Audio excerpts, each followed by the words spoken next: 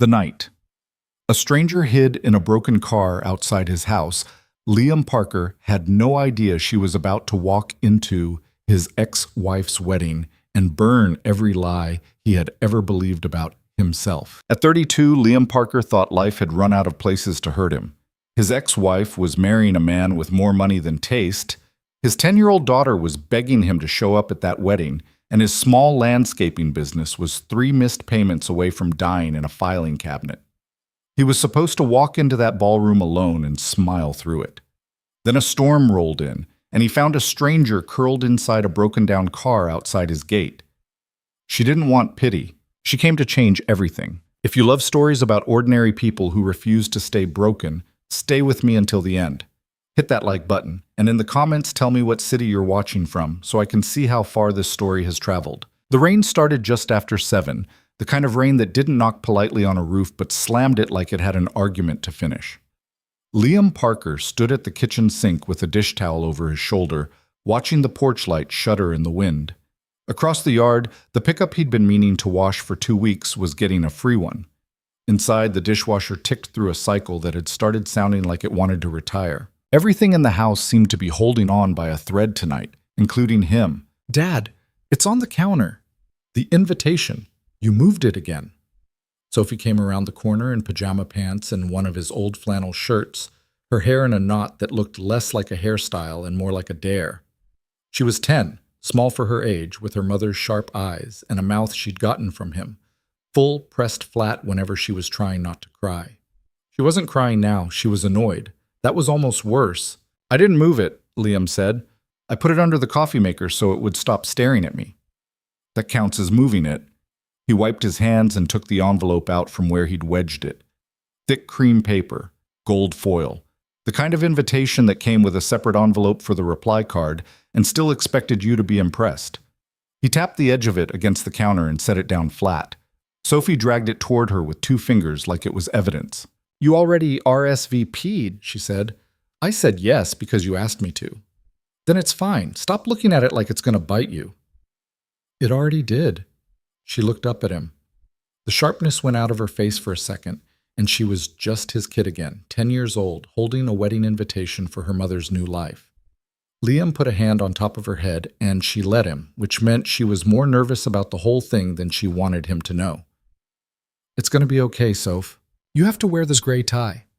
"I have to what?" "The gray one. Not the blue. The blue makes you look like a substitute teacher." "Thanks. Great. That's a fantastic thing to tell your dad." "I'm just saying." She slid off the stool and padded toward the living room. "Mom said there's going to be a photo booth, and a chocolate fountain, and Richard's nephews are coming. They're weird. One of them told me last Christmas that his dog was a reincarnated astronaut." "Sounds like a solid family," Liam said. Sophie glanced back at him. She was smart enough to catch the edge in his voice. She was also smart enough to let it go. That was the part that wrecked him the most. How she kept deciding, over and over, to let him off the hook. The rain hit harder. Somewhere down the road, something metal rolled and banged. He thought about his equipment trailer, whether he'd remembered to chain the tarp. He thought about the estimate he hadn't finished for the Holloway property. He thought about the check from the city that should have cleared on Monday and hadn't. He thought about 15 things at once, the way he always did now, and none of them got his full attention because all of them needed it. "Dad." "Yeah, you're doing the face." "What face?" "The one where you're adding in your head." She was already on the couch with a book. "Just watch the weather with me." He sat down next to her. The news was showing a radar map that looked like someone had spilled neon paint across the county. He let his head fall back against the cushion. Sophie tucked her cold feet under his thigh without asking. He didn't tell her to stop. He never did. The business wasn't dying. It was drowning in slow motion, which felt different. Dying would have been cleaner. Parker Landscape and Design had started 4 years ago with 1 truck, a trailer, and a line of credit Liam had co-signed with a man named Dale, who had since retired to Arizona and stopped returning calls. For the first 2 years, it had been Liam and 2 guys named Marcus and Eddie, pulling 50-hour weeks cutting lawns and ripping out old hedges for people who paid in personal checks. Then he'd picked up a handful of commercial accounts, a strip mall, a dental office, the Presbyterian church off Route 9, and he'd thought, okay, here we go. Then Jenna filed.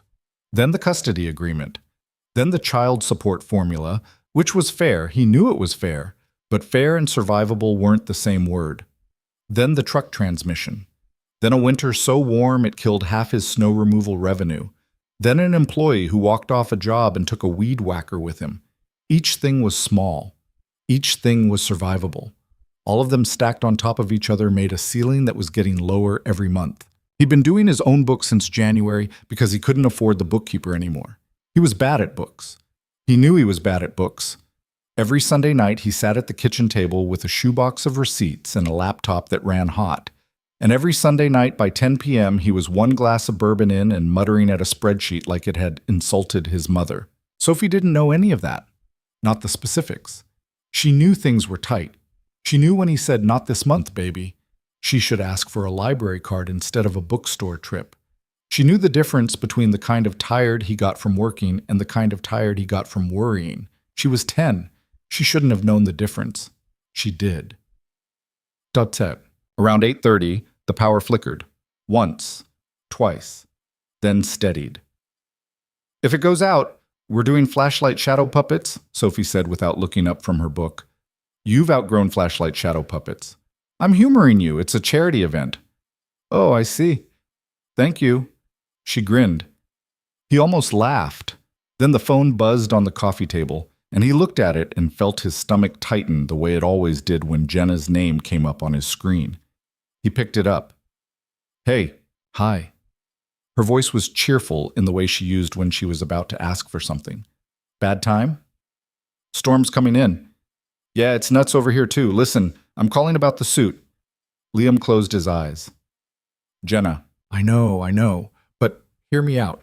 I was at Nordstrom yesterday with Richard's sister, and they had this slate gray that would look so good on you, and I told the woman there I'd send somebody in, and they'll hold it through Saturday. I already put it on my card. You just have to—" "No. Liam, I have a suit. You have a suit from our wedding. It's a suit." There was a pause. When she spoke again, her voice had dropped the cheerful and gone somewhere softer, which was worse. "I'm not trying to embarrass you. I'm really not. I just don't want you to be uncomfortable. You know what that room's going to be like." "I know what that room's going to be like. Richard's parents invited like 150 people I've never met." "Great. Liam, please just try it on. If you hate it, send it back." He looked at the hallway. Sophie had walked in at some point during the call and was standing in the doorway, pretending to read the back of a cereal box she'd brought with her from the kitchen. She wasn't reading it. She was listening. She was 10. "I'll think about it," he said. "Okay. Thank you." "Jenna, I'll think about it." "I heard you. I said thank you." He hung up. Sophie wandered into the living room and set the cereal box carefully on the coffee table, which was her way of pretending it had always belonged there. "She wants to buy you a suit," Sophie said. "Yup." "Are you going to let her?" "Nope." "Okay. You think I should?" Sophie shrugged in a way that meant she had a strong opinion and was choosing not to share it. He waited. She cracked after about 4 seconds. She always cracked after about 4 seconds. "I just don't want them to look at you weird," she said. Liam set his jaw. He nodded once. "Nobody's going to look at me weird, Soph." "Okay. And if they do, that's their problem." "Okay?" She didn't believe him. He didn't believe him either. But they both nodded like they did, and that was the deal they made with each other about a lot of things these days. The wind changed direction around 9. He heard it before he saw it. A groaning sound in the pine trees behind the house, followed by a flat crack like someone slapping a wetboard. He stood up. Sophie looked up from her book. "That wasn't thunder," she said. "No, it was not." He pulled on his boots and a rain jacket and told her to stay inside. She said obviously, in a tone that made him want to either ground her or hug her, and he stepped out onto the porch. The rain hit him sideways. The yard was a dark, wet mess. He grabbed the flashlight off the hook by the door and started down the steps. The house sat on 2.5 acres off a county road that dead-ended a half-mile past his property. His gate, more of a gesture than an actual gate, opened onto a long gravel drive flanked by maples he'd planted himself, each one a little further along every year. The equipment trailer was parked near the barn, tarp still chained, thank God. He swept the flashlight across the tree line. Something big had come down on the far side of the fence. A limb, maybe. Not the whole tree. Good. He was about to turn back when the beam caught something at the end of the drive, past the gate, down on the shoulder of the road. A car. It wasn't parked. It was angled into the ditch, the front end nose down at an ugly tilt. The hood was up. The hazard lights were not on. He could see even from this distance that the driver's door was shut but not completely flush, like somebody had pulled it closed from the inside without really caring whether it latched. Liam stood there in the rain for about 3 seconds, long enough to feel every bad instinct he had tell him to go back inside. Then he walked toward the road. She was in the driver's seat. He saw her as the flashlight beam crossed the windshield, a pale face lifting, a hand going up to shield her eyes, a quick jolt of her shoulders. She looked, for 1 second, like an animal in a trap. Then her face rearranged itself into something harder, and she rolled the window down 2 inches. "I'm fine," she said. "Okay. I don't need help, okay? I'm waiting for—" She stopped. "I'm fine." The rain was hammering the roof of the car. Liam took a half step back so he wasn't looming over the window. She was maybe late 20s, dark hair plastered to her temple, a leather jacket that was not a rain jacket over a thin shirt. Her knuckles on the steering wheel were white. "Ma'am? Don't call me ma'am." "Sorry, your front end's in the ditch." "I'm aware." "Is the engine running?" "No." "Do you have a tow service on the way?" A pause. "Yes." "Okay." He let that sit. She didn't feel it. "For how long?" "None of your business." He laughed. Just a little, just a breath. He couldn't help it. It was maybe the least grateful stranded person he'd ever met, and he'd been doing roadside favors for neighbors since he was 16. He crouched down so he was more at her eye level. The rain ran off his jacket hood and into his collar. He had stopped caring about his collar. "Look," he said. "My house is right there. The one with the porch light on. I'm not going to tell you to come inside because that's a weird thing to say to somebody who doesn't know me. But I'm also not going to leave you in a car in a ditch in the middle of a storm while you wait for a tow that you're not calling." Her jaw moved. "I called." "Okay." "I did." "Okay." She was looking at him now, properly, not through him. Her eyes were gray, or maybe green. He couldn't tell in the dark. There was a small cut, recent, on her lower lip, the kind you get from biting it too hard. She wasn't hurt from the crash. She was the kind of tired that wasn't about sleep. "My daughter is inside," he said. "She's 10. I'm a landscaper. My name is Liam Parker. That's my house. There's a porch. You can sit on the porch. I'll bring you a towel. You don't have to come in." She stared at him. "And if your tow does come," he said, "you'll hear it from the porch easier than you'll hear it in this car with the windows up." The rain kept going. He kept crouching. His knees were going to hate him tomorrow. "I'll sit on the porch," she said finally. "Okay. I'm not coming inside." "Copy that." She reached into the passenger seat and pulled out a duffel bag. Just the one. No purse. No suitcase. The duffel was older than she was. She pushed the door open against the angle of the ditch and climbed out awkwardly, and he almost reached to steady her, and something in her face told him not to, so he didn't. She shouldered the bag. She was shorter than he'd thought. "My name is Nora," she said. She did not offer a last name. "Nice to meet you, Nora." Debatable. He almost laughed again. They walked up the drive together, not side by side, but close enough, and he didn't try to talk. He had learned in his life that there were people who wanted to be asked questions, and people who wanted to be left the hell alone until they volunteered something, and Nora was very clearly the second kind. He opened the porch gate. He pointed at the wicker chair he'd been meaning to replace for 3 summers. "Sit. I'll get you a towel." "Thank you." "You're welcome." He went inside. Sophie was standing at the window with her book still open in her hand, which meant she hadn't turned a page in 5 minutes. She looked at him. She looked past him at the porch. She looked at him again. "There's a lady," she said. "There's a lady. On our porch." Yep. Is she a criminal?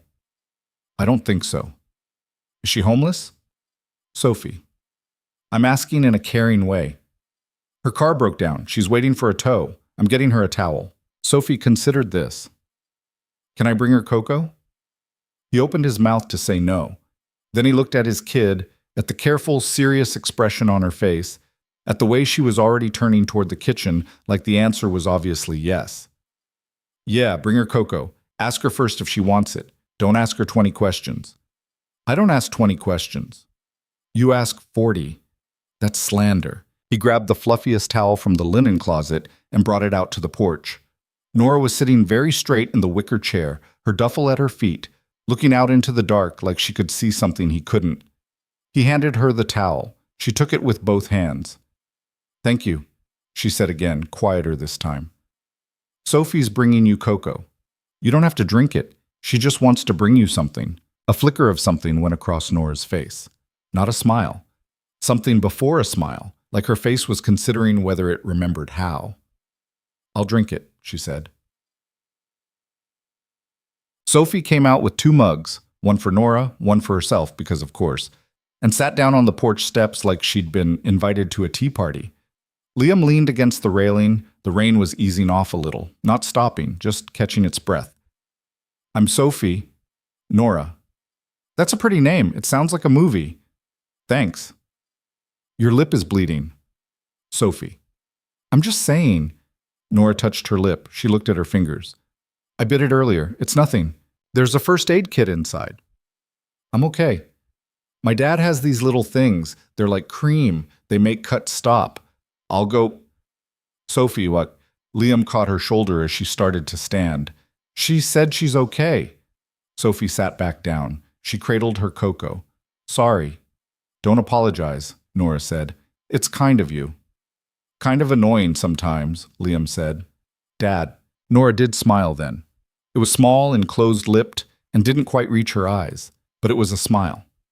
Liam realized he'd been working for it without meaning to, and that realization made him uncomfortable in a way he couldn't explain. So he looked out at the rain and said nothing for a minute. So, Nora said eventually. Landscaper. Yes, ma'am. Don't call me ma'am. Right, sorry. On your own? 2 guys, me, and a guy named Eddie who shows up when he feels like it. That sounds like a whole HR department. It's what I can afford. She nodded slowly. Her eyes flicked across the porch, across the yard, across the barn, in the distance. She wasn't looking at it the way a stranger looks at a place. She was looking at it the way somebody adds up numbers. Tow company didn't pick up, did they? Liam said. She looked at him. She didn't answer for a second, then, no. Okay. I'll try again in the morning. Okay. I'm not asking to stay. I know. I have cash. I can... Nora, I'm not going to take your cash. Sophie looked between them like she was watching a tennis match. Then she said, very matter-of-factly, we have a guest room. It has a quilt my grandma made. It's scratchy, but it's warm. Nora looked at her. Nora looked at Liam. Liam, for the first time in a long time, didn't know what his own face was doing. One night, he said, on the couch or the guest room, whichever you want. The door locks from the inside. Sophie will show you where everything is. I'll be up at 5, out of the house by 6. You don't have to see me again if you don't want to. Why are you doing this? He thought about it. He thought about the way she had looked, crouched in that car with her hands white on the wheel. He thought about how many people had probably walked past her in the last however long, in whatever life she'd been in before tonight, and decided she looked like too much work. Because it's raining, he said, and you look like somebody who hasn't slept in a week. Nora held his gaze.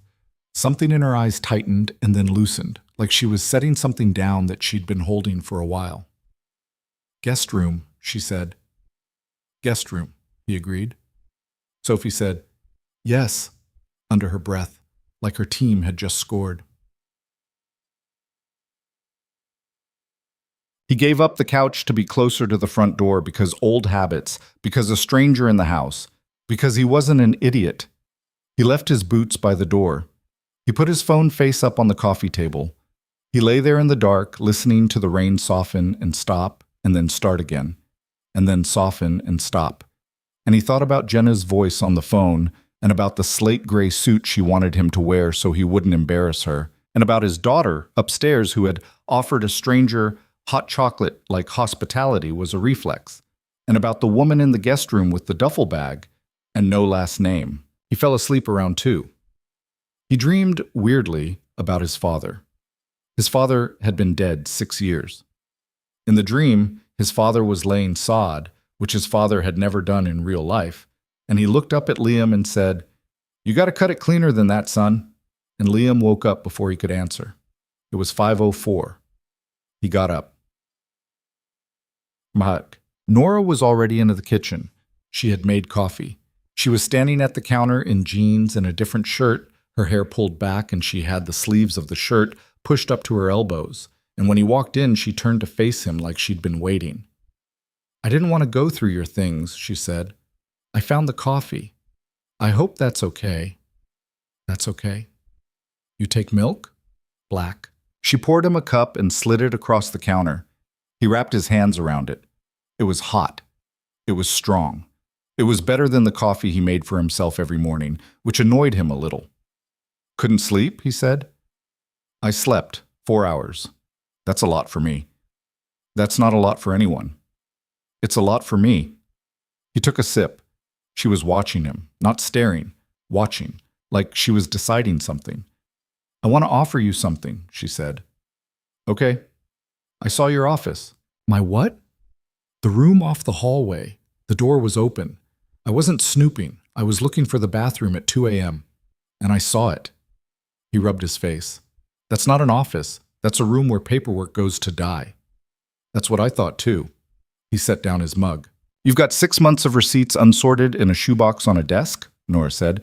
"You've got 2 unopened envelopes from the state that look like they're about your business license.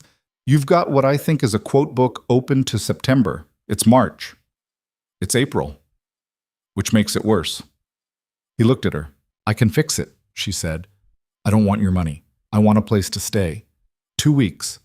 Maybe 3. I'll sort your office. I'll clean up your books. Look, I know how to do this. I used to do it. I can set up your invoicing so you stop losing money on net 30s that are really net 90s. I can build you a client tracking system on a spreadsheet that a 5th grader could run. I'll be out of your house before you know I was here. You get a functioning back office. I get a roof and some time to figure out my next move. Nobody owes anybody anything when it's over." She said it all very fast and very calmly, and he understood 2 things at once while she was saying it. The first was that she had rehearsed it.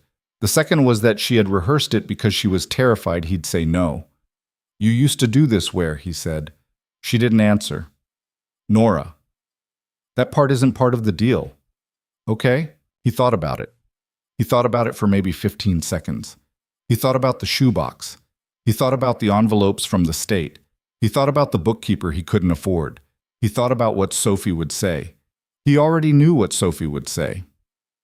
2 weeks, he said. 2 weeks. You sleep in the guest room. I'll move Sophie's art stuff out of there. You eat what we eat. You don't have to help with dinner, but nobody's going to stop you if you want to. You do whatever you want with the office, but you check with me before you throw anything out, even the shoebox, especially the shoebox. Understood. And if you need to leave, you leave. You don't owe me an explanation. You just say the word and I'll drive you wherever. She breathed out. It was a small sound. He almost missed it. Thank you, she said. You don't have to keep thanking me. I do, actually. Okay. She held out her hand. He shook it. Her grip was firmer than he expected. Nora Quinn, she said. Liam Parker. I know. Right.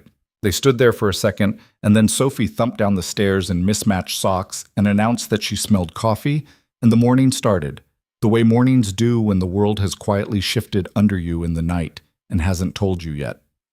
Marcus showed up at 6:30. Eddie didn't show up at all. Eddie's cousin's dog had puppies, Marcus said, dropping the tailgate. Eddie's cousin's dog had puppies last month. Different cousin. Marcus.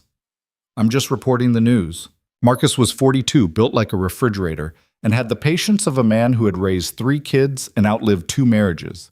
He had been with Liam since the beginning. He was also the only person besides Sophie who was allowed to give Liam a hard time. "There's a woman in the house," Liam said. Marcus paused with one hand on a rake. "Excuse me?" "Her car broke down. She stayed over. She's going to help me with the books for a couple weeks." Marcus looked at him. Marcus looked at the house. Marcus looked back at him. Marcus said. "It's not like that." "I didn't say anything." "You said is a sound. Sounds aren't opinions." "Marcus."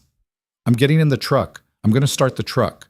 We're going to go to the Holloway job. You can tell me about the woman who is definitely not like that on the way." He told Marcus about it on the way. The bare bones version. A stranger. A broken down car. A deal about the office. He did not mention the coffee. He did not mention her hand in his. He did not mention the way her voice had sounded when she said, "Thank you," and meant it. Marcus listened.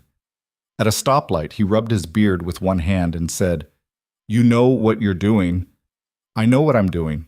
"No, I mean, you know. Sophie's in that house." "I know. She's been through it, man." "I know, Marcus. I'm just saying, if this lady what?" Marcus looked at him. "If this lady turns out to be a problem, you come to me first, before you try to handle it yourself. You got a habit of trying to handle everything yourself." Liam didn't say anything. The light turned green. "Also," Marcus said, "if she's good with numbers, tell her we need a new ledger system, because the one you set up is held together with duct tape and prayer." "Noted. And tell her I said hi." "Absolutely not." But he thought about it all day, between truckloads of mulch and a conversation with the Holloway foreman about a drainage issue that wasn't his fault, but was somehow his problem. He thought about it while he ate a gas station sandwich at noon. He thought about it when he called Sophie on her lunch break and she said, without preamble, "Nora is fixing the stapler." "The stapler's broken?" "Apparently for a long time, Dad." "Huh." She also organized the pantry. "She did what?" "The cans are grouped by food type now, like all the beans are together. It's beautiful." Sophie. "I'm just reporting the news."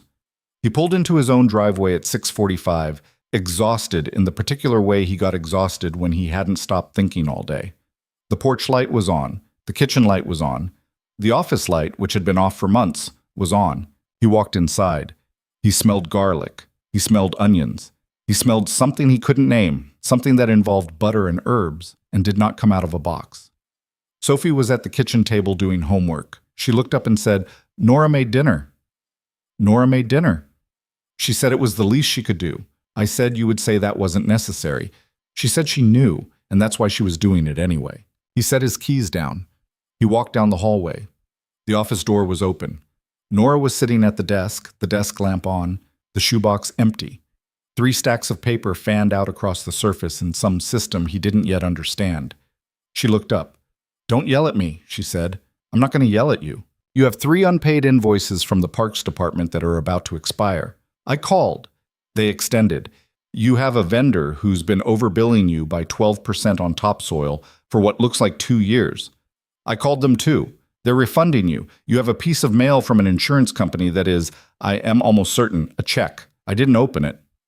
Liam stood in the doorway. "Dinner's in 10 minutes, Nora said. "Go shower. You smell like mulch." "I always smell like mulch." "Then take a long shower." He went and took a shower. He stood under the water for a full minute without moving, feeling something in his chest loosen that he hadn't known was tight. Dinner was chicken and rice and something green, and it was the best meal he'd eaten in his own kitchen in a year. Sophie ate 2 plates. Nora ate slowly, watching both of them, saying little. When Sophie asked her, around a mouthful of rice, where she'd learned to cook, Nora thought about it for a long moment. "My grandmother," she said finally. "She didn't have much. She could make a full meal out of almost nothing." "That's a good skill," Sophie said. "It's a survival skill." "Do you see her a lot?" "She passed when I was 16. Sophie set down her fork. "I'm sorry." "Thank you, honey. My grandma on my mom's side is alive, but she's mean." "Sophie." "What she is," Nora laughed. It was the first real laugh Liam had heard from her, and it wasn't a big one, but it was real, and Sophie beamed like she'd won something. After dinner, Sophie insisted on doing the dishes because Nora had cooked, and Nora sat at the kitchen table with a second cup of coffee, and Liam sat across from her, and for a minute they didn't talk. The house settled around them. Somewhere down the road, a dog barked. "Can I ask you a question?" Liam said. "You can ask." "What were you running from last night?" She looked at her coffee. She turned the cup a half rotation with her thumb and forefinger. He watched her decide how much to say. "I was married to a man who was very, very good at making me feel small," she said. "Not violent, nothing like that. He didn't hit me. He just spent 6 years convincing me that every good idea I had was actually his, and every bad idea I had was proof of how much he was doing for me. He introduced me to his friends as my wife, and they'd go months without knowing my name. I worked in his company. I built half of it. When I left, he kept all of it, legally, cleanly. I signed it all away because I was so tired by the end that I just wanted out. Nora. I had an apartment for a while. I had a plan. The plan fell apart 3 days ago. The car broke down yesterday. I was supposed to be in Ohio by tomorrow. I don't know anybody in Ohio. I was going there because that's as far as the gas would take me." Liam didn't say anything. He couldn't think of anything that wouldn't sound stupid. "I don't need you to fix it," Nora said. You asked. I know. I'm not looking for sympathy. I'm done with sympathy. Not offering any." She looked up at him. "Good. I was going to offer you a raise, though, if a place to stay counts as a salary." "Don't make me laugh, Liam. I'll ruin my mystery." "Too late." She smiled. It went all the way to her eyes this time. Later, after Sophie was in bed and the dishes were done and the house had that quiet hum it got after 9 p.m., he stood on the porch in the cooled-off night air and thought about the wedding. It was 19 days away. He had told Jenna he was going. He had told Sophie he was going. He had told himself in the mirror that he was going. He had not figured out how to walk into that room. He had not figured out how to stand at a cocktail hour next to his ex-wife's future father-in-law, who worked in real estate and would ask him, inevitably, how business was. He had not figured out how to answer honestly, and he had not figured out how to lie. He heard the screen door open behind him. Nora came out with a sweater on. She didn't say anything at first. She just stood at the other end of the porch railing, looking out at the dark. "She invited Sophie to be a flower girl," Liam said, surprising himself. "Your ex?" "Yeah." "Sophie excited about it?" "Yeah, she tries not to show it around me. She picked out the dress already. I haven't seen it. Jenna sent me a photo. I didn't open the photo. I opened it. I lied. I opened it 3 times. Nora nodded slowly.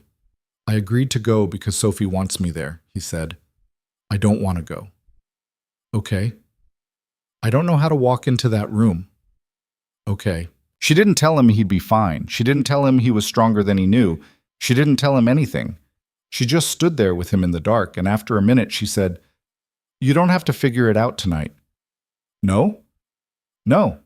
Tonight you just have to go to bed. That's your professional advice." "That's my professional advice." He laughed. It was a tired laugh, a real one. "Good night, Nora."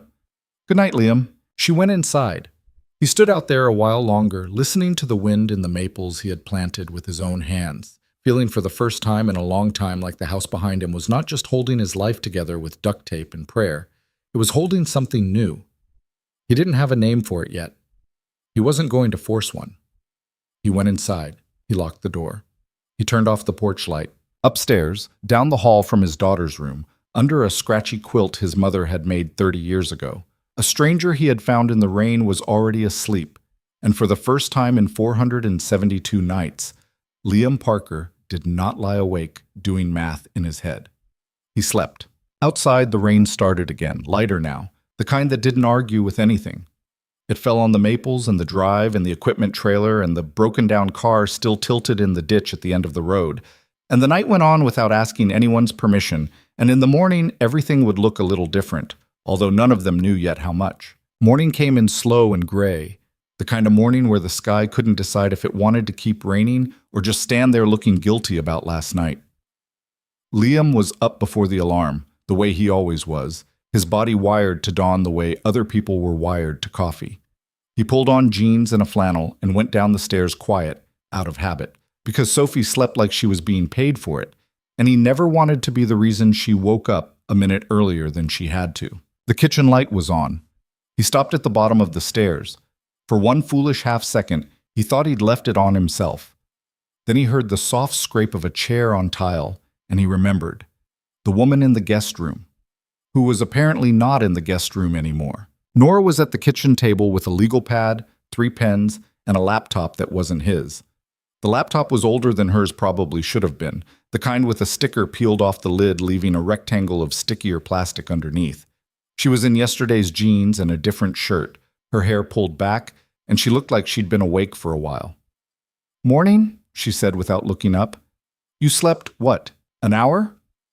3. "Nora, I'll nap this afternoon. Don't parent me." He poured himself a cup from the pot she'd made and leaned against the counter. "What are you doing?" "Taking inventory." "Of what?" "Of everything." He came over and looked over her shoulder. The legal pad was full. She'd drawn columns, a rough sort of T-chart, with headings he couldn't read upside down. He tilted his head. Revenue. Recurring, non-recurring, flagged, dead. "Dead?" he said. "Accounts that haven't paid in over 90 days and haven't responded to a single follow-up. Some of them, you're never getting that money. I want to know which ones so we can stop wasting time on them." "We?" She looked up at him. Her face didn't change. Figure of speech. "Okay." She went back to the pad. "There's a guy named Whitaker. You did a patio install last June. $11,000. He's paid you 3 in 3 separate checks, each time with a note apologizing. Is he a friend?" "He's my cousin's father-in-law." "Ah. What?" "Nothing." "Say it." "That's not a client. That's a hostage situation." He laughed. It surprised him how fast it came out. She didn't laugh with him. She underlined something on the pad and kept writing. "I'll handle it," he said. "You won't." "I'll handle it, Nora." "You haven't for 10 months, but sure, I'll leave that one for you." He set his coffee down a little harder than he meant to. She didn't flinch. She just kept writing, and after a second he pulled out the chair across from her and sat down. "Talk to me," he said. She finished the line she was on. She set the pen down. She folded her hands on top of the pad and looked at him like she was about to explain something to a man she was trying very hard not to underestimate. "You have a good business," she said. "Your actual work is solid. Your clients who pay you on time love you. You're not in trouble because you're bad at landscaping. You're in trouble because you're polite. That's not a business problem. It is literally the only business problem you have. Nora, you discount when people complain. You don't charge late fees even when they're in your contract. You eat material cost overruns instead of invoicing them. You write estimates that undercount your labor hours because you don't want to scare people off. Every one of those things by itself is a small loss. You're doing all of them, with every client, all the time." He stared at her. "I can fix it," she said. "Most of it. Some of it you'll have to fix because you're the one who has to have the awkward conversations. But I can set you up so you stop bleeding. In 3 months, you'll have a margin again. In 6 months, you'll have savings. Nora, I've got 2 weeks. Then we'll do a lot in 2 weeks." He took a slow breath. He looked at the pad. He looked at her. "Who were you?" he said quietly. She didn't pretend not to understand. "That part's still not part of the deal." "Okay? I'll tell you when I'm ready." "Okay." She picked the pen back up. "Go to work. I have calls to make. I'm using the landline. Is that okay?" "That's fine." "And I'm ordering a new printer cartridge. Yours is dead." "How dead?" "Clinically." He nodded. He drank the rest of his coffee standing up. At the doorway he stopped and said, "Nora." "Yeah. Thank you." She didn't look up. "You're welcome." He went out to the truck. Marcus was leaning against the hood, eating a breakfast sandwich out of a paper wrapper, and he looked at Liam for a long second before he said anything. "You look different," Marcus said. "Don't start." "I didn't start anything." "You were gonna."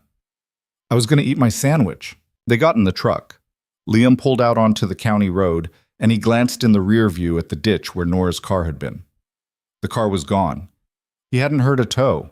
He hadn't heard anything. He made a mental note to ask her about it and then forgot, because Marcus started talking about a drainage problem on the Holloway job, and the day, as days did, began in earnest. By noon, she had called the parks department twice, the topsoil vendor once, and a woman named Denise at the state licensing office who, according to Nora's legal pad, was going to be the person who saved Liam Parker Landscape and Design from a fine Liam hadn't even known was coming. She had opened the insurance envelope. It was, in fact, a check for $1,460, a refund on an overpayment from the previous policy year. She had put it on this kitchen counter under a magnet shaped like a tomato. Sophie came home at 3:15, walked in the front door, and stopped in the middle of the hallway. "It smells like lemon," she said. "I mopped," Nora called from the office. "You mopped the kitchen?" "I mopped the kitchen." Sophie dropped her backpack and came to the office door. "My dad does not mop the kitchen. I'm aware. He spot cleans. He calls it mopping. He's lying." "I've seen the evidence, yes." Sophie leaned against the doorframe. She was trying to look casual. She was not casual. Nora noticed this and did not mention it. "How was school?" Nora said. "Fine." "Just fine?" "There's a thing." "What thing?" Sophie shrugged. It was the same shrug her father did, which Nora had not seen him do yet, but somehow recognized anyway. For the wedding, Mom wants me to go to her house this weekend to try on the dress. The dress is ready. The dress has been ready. She keeps moving the fitting. I think she doesn't want my dad to see it until the day of." Nora turned in her chair so she was fully facing Sophie. "That sounds complicated." "It's not complicated. She's doing a thing. She does things." "What kind of things?" "Mom things. She likes surprises. She likes the wedding to be a show. I think she wants me to, appear, like a magic trick." Nora thought about that for a minute. "Do you want to appear?" Sophie picked at the doorframe. "I want my dad to be okay that day." "Okay." "I want him to walk in there and not feel bad." "Okay." "And I want to wear the dress because the dress is pretty, and I'm allowed to want that because I'm 10 and the dress is really pretty." "You're allowed to want both things at the same time, Sophie." "I know." Nora watched her. The kid was working something out behind her eyes, and Nora had learned a long time ago that you didn't rush a kid through that. You waited. You let them find the end of their own sentence.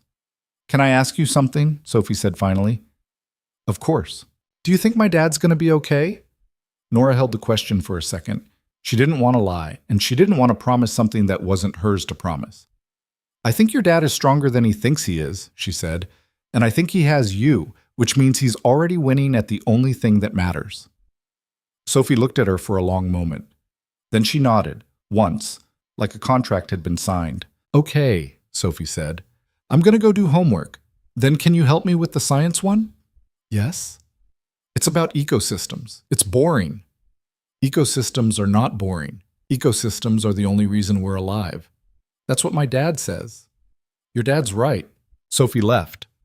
Nora sat there for a second with her hand still on the pen, staring at the empty doorway. She thought very quietly, and without letting the thought finish, that this was the kind of afternoon she had been told did not exist anymore. Then she picked up the pen and got back to work, because the only way she knew how to handle feelings like that was to move past them before they could sit down. Liam came home at 6.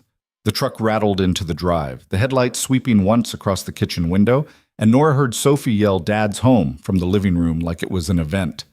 She found herself smiling before she'd decided to. He walked in with mulch on his jeans and a bandage on his thumb. "What happened to your hand?" Sophie said. "Tree branch got me." "The tree branch started it?" "The tree branch escalated the situation. I had no choice." Nora was at the kitchen sink rinsing a pan. He stopped when he saw her. It was a very small stop, barely a stop at all, but she caught it. He caught her catching it. They both pretended neither of them had noticed. "How'd today go, he said. "I made some calls." "Just some?" 14. "Jesus. That one wasn't one of them." He laughed, tired, and went to wash up. Sophie followed him into the hall, talking about a girl in her class who had gotten in trouble for bringing a lizard to school, and Nora stood there with her hands in soapy water and listened to the shape of this family she was somehow inside of, and it occurred to her that she needed to not get used to this. She needed to remember that this was 2 weeks. She needed to keep the door on that room closed. She dried her hands. Dinner was leftovers from the night before, stretched with some pasta she'd found in the pantry. Sophie ate half a plate and asked if she could be excused to finish her book. Liam said yes. Sophie disappeared. The kitchen got quiet. "Can I show you something?" Nora said. "Sure." She led him into the office. She'd rearranged the desk. The shoebox was on the floor, empty. In its place were 3 clean manila folders, labeled in her precise square handwriting. Active, follow-up, dead. "Dead is thinner than I'd have thought," Liam said. 3 clients, total. "Who are they?" "Whitaker, a guy named Boyd who hasn't paid you in a year and who, according to a neighbor I called, moved to Florida. And a woman named Cass McNeil who I think is ignoring you on purpose because she's upset you cut down a dogwood that she thought you were keeping."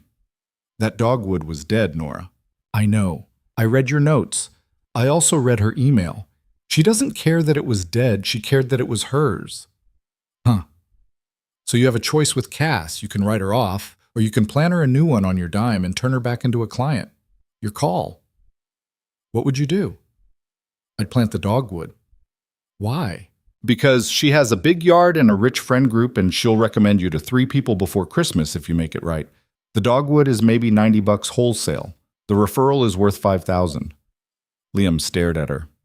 "That's a very cold calculation," he said. "It's not cold. It's a mix. You plant the tree because it's the right thing to do, and you write off the $90 as marketing, and everybody feels good. Cold would be suing her for the balance, which, by the way, your contract lets you do." "I'm not going to sue her." "I know. That's why I'm not suggesting it." He sat down on the edge of the desk. He rubbed the back of his neck. The lamp made a warm circle on her work. "You're really good at this," he said. "I told you. I didn't believe you." "I know. Why didn't you tell me more about yourself when I asked?" She set the pen down. She looked up at him. The office was small and quiet. The hallway was dark. Somewhere upstairs, Sophie was turning a page.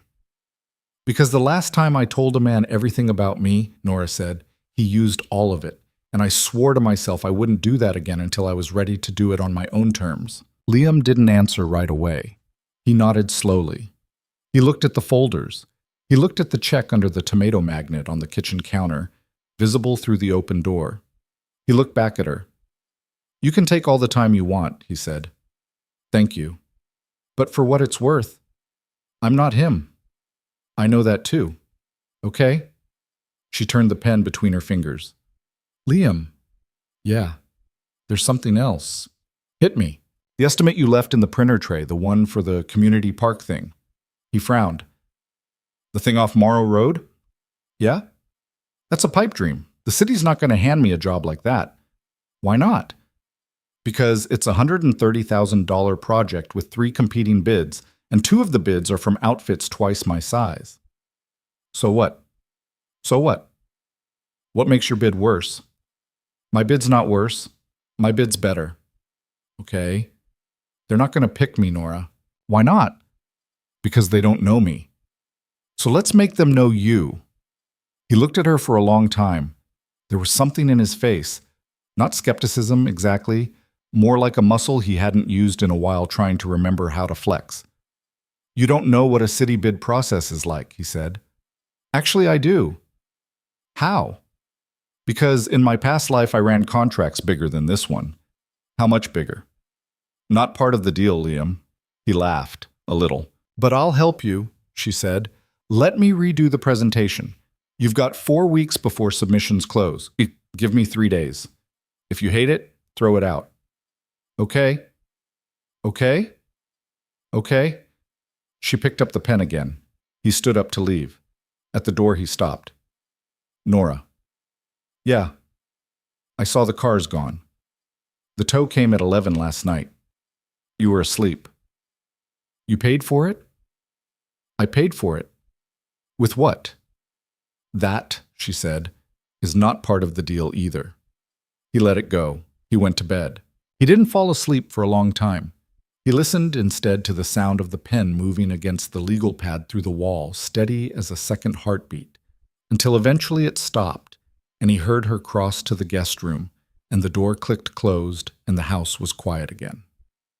The second week was better than the first, and the first had been better than anything in 2 years. Nora had a rhythm now. She was up before Liam, coffee made, legal pad open. She took Sophie to the bus stop on the days Liam had early jobs, a thing Sophie had declared she was too old for, and then, somehow, made space for anyway, because Nora didn't treat her like she was 10. Nora talked to her like she was a person with opinions. Sophie liked that. On the 5th day, Sophie started calling her Miss Nora. By the 7th day, it was just Nora, and by the 9th day, Sophie was introducing her to the neighbor, Mrs. Patel, as my dad's friend who is helping us not go bankrupt, which Liam, overhearing from the porch, almost choked on his coffee about. Sophie, what? It's true. We're not. She literally said that in the kitchen. I said something like that, yes, Nora called from the office. See? Sophie, go get your shoes. The bus is coming. Okay, but for the record, you can't get mad at me for repeating facts. That's undemocratic. I'm not mad. You sounded mad. I sounded surprised. Same thing on your face. She grabbed her backpack and ran. The screen door slammed. Mrs. Patel waved from her porch. Liam waved back. He stood there a minute in the morning sun, and he thought for a moment about how strange it was that he had already started expecting this. The coffee on the counter, the legal pad, the sound of Nora humming, badly, in the office. He had been alone with Sophie for 2 years. He had gotten good at it, in the way you got good at anything you had no choice about. And now he was unlearning it in a way that scared him. She was still leaving. She had said so. He went to work. Marcus noticed before Liam was ready for him to notice. They were at the Holloway job, hauling a pallet of pavers across a back lawn that had been torn up 2 days ago, and Marcus, sweating through his second shirt of the morning, said, "The lady's still there. She's still there. It's been 10 days. It's been 12. Even better. Marcus, I'm just counting. Don't count. She's good for you, man." Liam set the pallet down. He straightened up. "She's helping with the books." "Uh-huh." "Marcus? I didn't say anything." "You said uh-huh." "Uh-huh" is also a sound. Sounds are not, I know, stop." They hauled another pallet. Marcus wiped his forehead with the back of his arm. He waited. He was patient. He had been married to his second wife for 11 years before she died, and that was the kind of patience that came out of a life that had taught him what to wait for. "She doesn't want anything from me," Liam said finally. "That's the part I can't stop thinking about. She really doesn't. I keep waiting for the thing, the angle. Maybe she doesn't have an angle. Everyone has an angle. Everyone has an angle when you've been married to Jenna." Liam stopped walking. "I'm not trying to be cruel, brother. I'm just saying, you've been scanning for angles for 4 years. It makes sense, but not everybody has one." "I know. You don't, actually." Marcus said, "You don't, but you could, if you let yourself." They walked the rest of the way to the truck in silence, and when they got back to the yard that evening, Marcus clapped him on the shoulder and said, "Invite me to dinner sometime. I want to meet her." "Absolutely not." "You don't trust me?" "I trust you. I don't trust you around her." "Smart man." Todd. The wedding was 9 days out. The invitation was still on the kitchen counter. Sophie had started avoiding it. She walked around it the way she walked around a spider. Liam hadn't touched it either. Nora noticed. She said nothing. She made dinner. On the Sunday before, he came into the office to find her at his desk, with the Morrow Road proposal spread out in front of her, a photograph of the actual site on the laptop, and a sketchbook she had apparently bought without telling him. She had drawn something. A rough perspective drawing. The park. But the park as he had described it, with the rain garden basins at the low end, the native grass swales, the little amphitheater tucked into the oak stand. It wasn't a professional rendering. It was better. It looked real. "Where did you learn to draw?" he said. "My grandmother." "Of course. She wanted me to be an architect." "Why aren't you?" "Because I married someone who told me I wasn't good at math." He sat down slowly. "You're excellent at math." "I know." "Nora." "Yeah." "Tell me his name." "No." "I'm not going to do anything." "I know. That's why you don't need his name." He exhaled. He looked at the drawing. "This is beautiful," he said. I know. "You're allowed to sound proud. I'm working on it." "But That night, she made a chicken pot pie from scratch. The crust was a little uneven. She was annoyed about the crust. Sophie said it was the best thing she had ever eaten in her life. And Nora, holding a dish towel, said, "Sophie, that is a lie, but I accept it." Sophie laughed until she couldn't breathe. Liam watched them both from the other side of the table with a feeling in his chest he didn't have a word for. After Sophie went to bed, Nora brought 2 mugs of tea to the porch. He had been out there for 20 minutes, not doing anything. She sat down in the wicker chair where she'd first sat, the night of the storm. That felt, suddenly, like a very long time ago. 9 days, she said. Yep. I have to ask you something. Okay. She wrapped her hands around her mug. The porch light made her skin look warm. What's going to happen at that wedding, Liam? Walk me through it. He blew out a long breath. He thought about it. He realized he hadn't actually let himself think about it in concrete terms. Not once, not all the way through. He'd been avoiding the specifics like a man avoiding a wound. She was asking him to describe the wound. There's a ceremony, he said. Outdoors, at a country club off the lake. Very nice.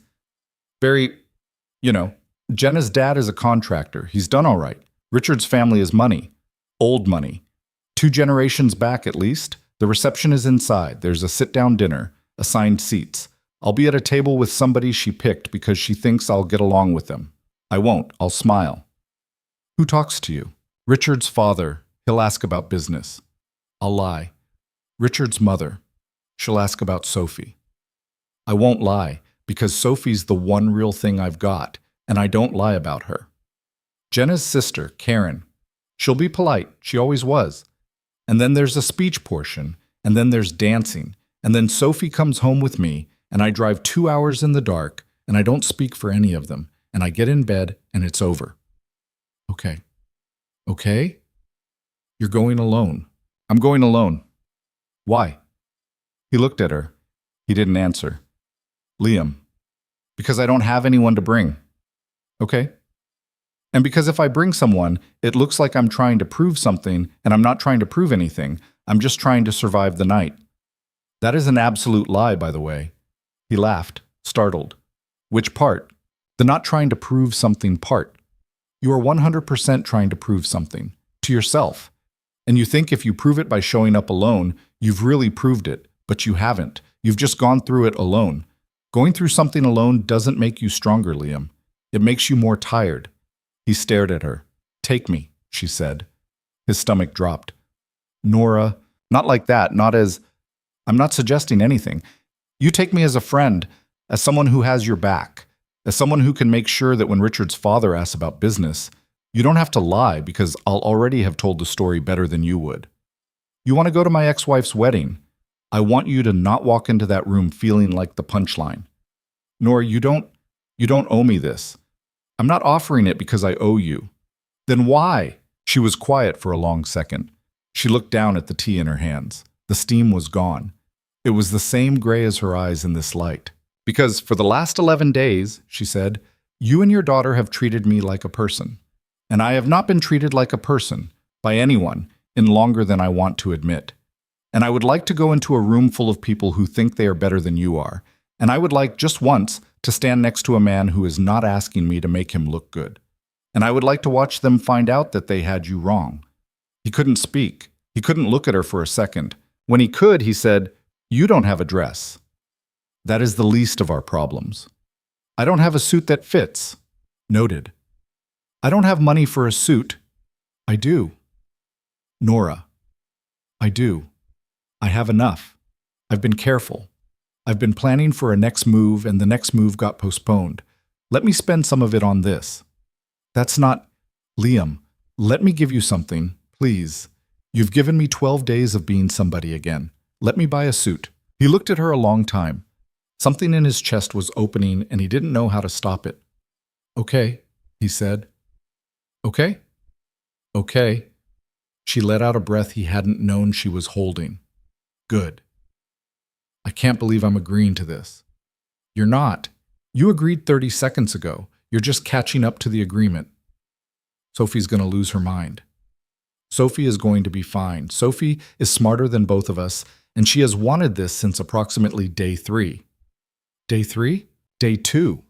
He laughed. It came out loud. He pressed his hand over his mouth. The porch was quiet again.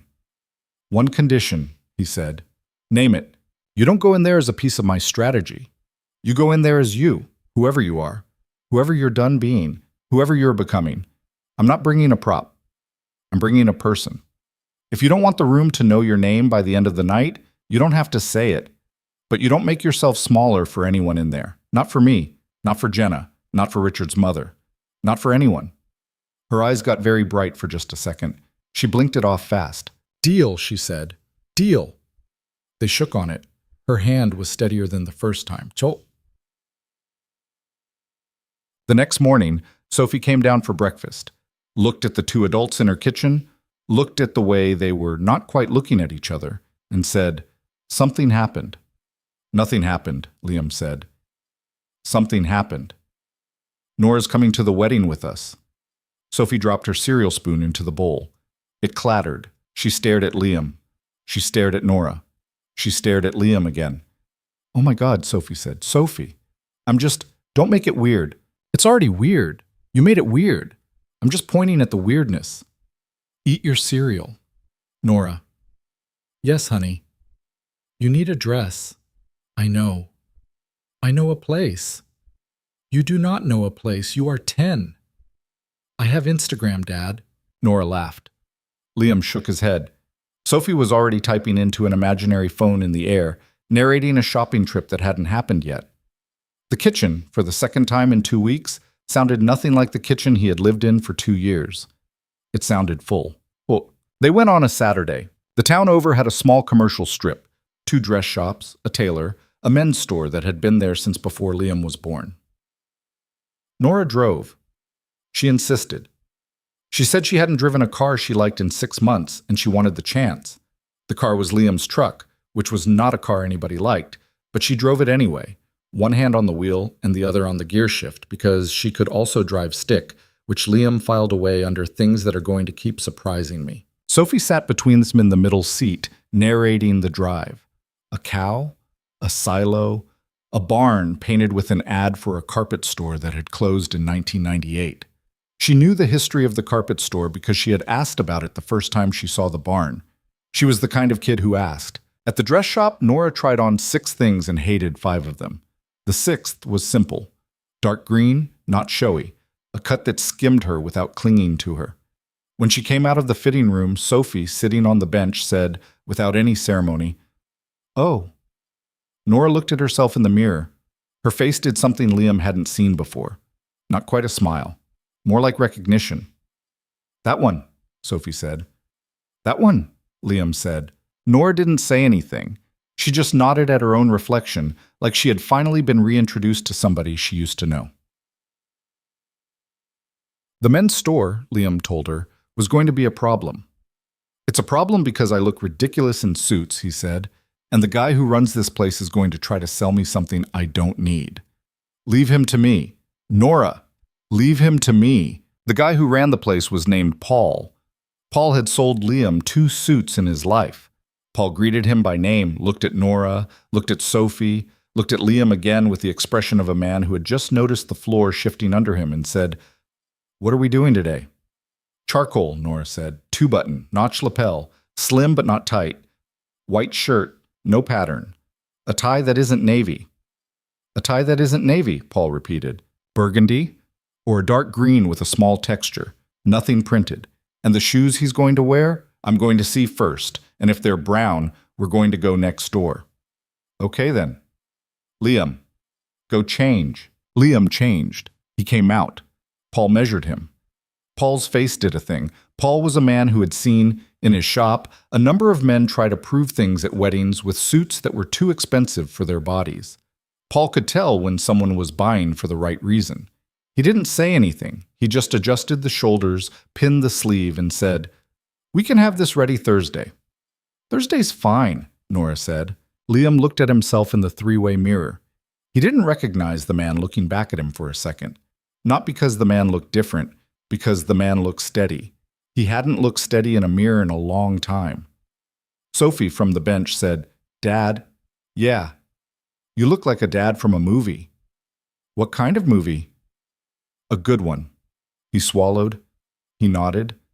He didn't trust his voice for a second. Nora was standing by the mirror, arms folded, a small smile on her mouth. She met his eyes in the reflection. "Told you," she said. "You didn't tell me anything." "I told you every word." "No." They drove home as the sun was getting low. Sophie fell asleep against Nora's shoulder somewhere around the county line. Nora kept driving. She didn't move.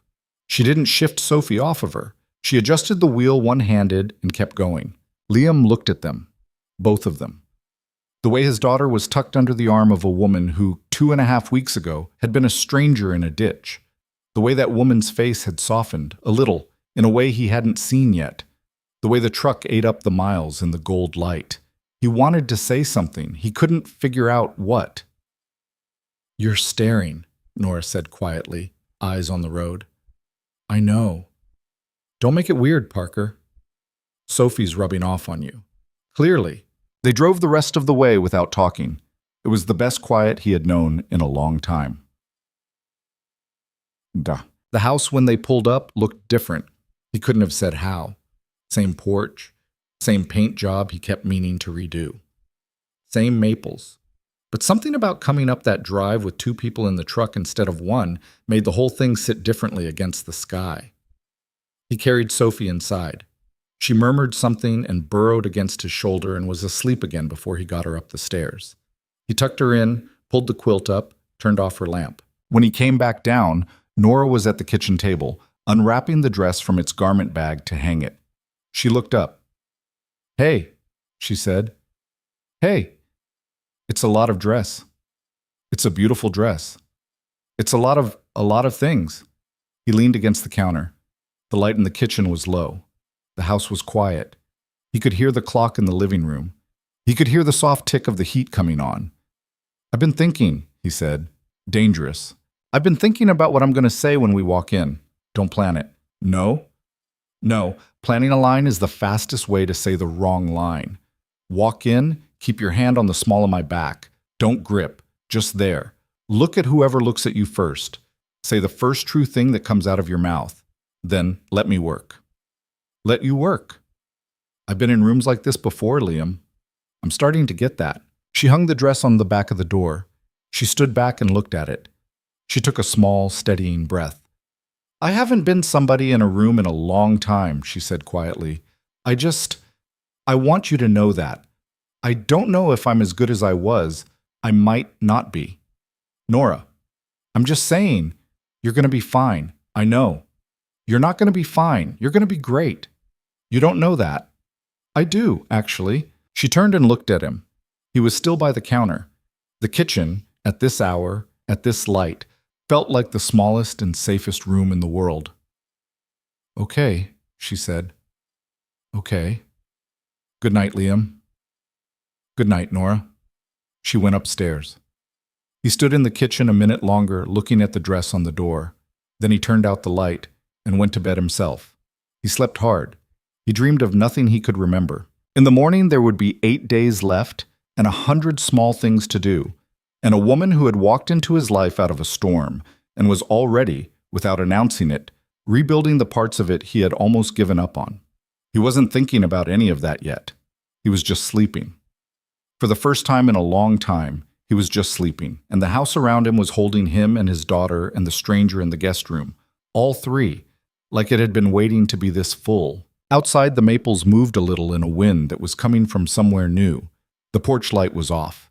The gate creaked once and then was quiet. Somewhere down the county road, a dog barked at nothing and stopped, and the night went on. The 8 days leading up to the wedding went by the way fast weeks always did. Not in a blur, but in a strange, sharp clarity, where every small thing felt like it was sitting just a little too close to the light. Liam noticed it everywhere. The way the coffee tasted, the way his own hand looked on the steering wheel in the morning, the way Sophie's backpack sat by the door each afternoon, slouched against the wall, and how, after she peeled off to her homework, Nora would crouch to pick it up and move it to its hook without being asked. Nora had stopped asking where things belonged. She just knew. It was unsettling in a good way, the kind of unsettling that made him realize how much of his life he had been running on autopilot, doing things because no one else would, and how little he'd noticed the weight of it until someone else started lifting it beside him. On Monday, she'd finished the Morrow Road proposal. The full package sat on the desk in a plain black folder, clean as a lawyer's brief. She'd made him read it aloud, all of it, out loud in the office with the door closed and Sophie at school. She'd told him she wanted to hear how it sounded coming out of his mouth. He'd balked. She'd said, "Liam, you're going to have to present this in front of a room of people in a suit, so if you can't read it to me in a flannel, we've got a bigger problem." He'd read it. He'd stumbled twice. She'd stopped him both times and made him start the sentence again. By the third run, his voice had settled into something he didn't recognize, something steady. When he got to the end, she was leaning back in her chair with her arms folded, and she said, "There, that's the version. Remember what that one felt like?" It felt like somebody else was talking. It felt like you. The version of you that hasn't been apologizing for 12 months. He'd looked at her. "You keep doing that." "Doing what?" "Saying things that make me want to argue and then realizing I can't." "That's a skill," Nora said. "I have it on my resume." He laughed. He was laughing a lot that week, he'd noticed. On Tuesday, the tailor had called to say the suit was ready a day early. On Wednesday, Nora drove him into town to pick it up. They stopped at a diner afterward because Sophie was still at school, and neither of them could think of a reason to go straight home. They ordered grilled cheese and bad coffee and sat across from each other in a red vinyl booth, and for the first 20 minutes, they didn't really talk about anything. They just ate. Nora dipped the corner of her sandwich in ketchup, which Liam had very strong opinions about. "You're an animal," he said. "Excuse me." "That's ketchup on a grilled cheese." "It's called texture, Parker." "It's called sacrilege." I refused to be lectured about food by a man whose last 3 dinners before I arrived were frozen pizza, and what I believe was a single rotisserie chicken eaten directly over the sink. "How do you—" "I read the garbage." "You what?" "I'm thorough, Liam. That's what you're paying me for, which, for the record, you're not paying me for." He set his sandwich down. He wiped his mouth on a napkin. He looked at her, and for a second all the banter went out of him. She noticed. She always noticed. "What?" she said. "Nothing." "Not nothing. You did the thing." "What thing?" "Where your face goes quiet." "I didn't know my face did that." "It does. It's a whole tell. You'd be a terrible poker player." "I've been told." She waited. She was good at waiting. That was one of the things about her. She didn't fill silences unless she had something to put in them. "I'm going to miss this when you leave," he said. She looked down at her coffee. She turned the mug once. A small motion, the same one she'd done that first morning at the kitchen table. "Liam." "I know. I'm not saying us. I'm just saying that's the truth." "Okay. Okay. I'm not going to pretend I don't know what you mean." "Good. But I'm not ready to say what comes after that sentence." "You don't have to. Just keep the sentence short. For now." "Deal." She looked up at him. Her eyes were the gray-green he had finally figured out they were in daylight, and there was something fragile in them that she wasn't trying to hide, and something else that was harder, and he thought he would spend the rest of his life trying to find the exact word for whatever that mix was, and probably never land on it. The waitress came by, refilled their coffee without asking, walked away. "Eat your ketchup," he said. "Thank you." They drove home. Thursday night, Sophie gave them a briefing. There was no other word for it. She sat them down at the kitchen table with a notebook. She had written on the notebook in green marker, "The plan." She opened to page 1. "Oh boy," Liam said. "Don't oh boy me. I've been thinking about this. Sophie, honey. Mom is going to try 3 things." Nora leaned back. "I'm listening." 1, she's going to pretend she doesn't see you at first. Then she's going to see you and act surprised, like really surprised, like, "Oh, you came," even though she already knew. "Okay," Liam said slowly.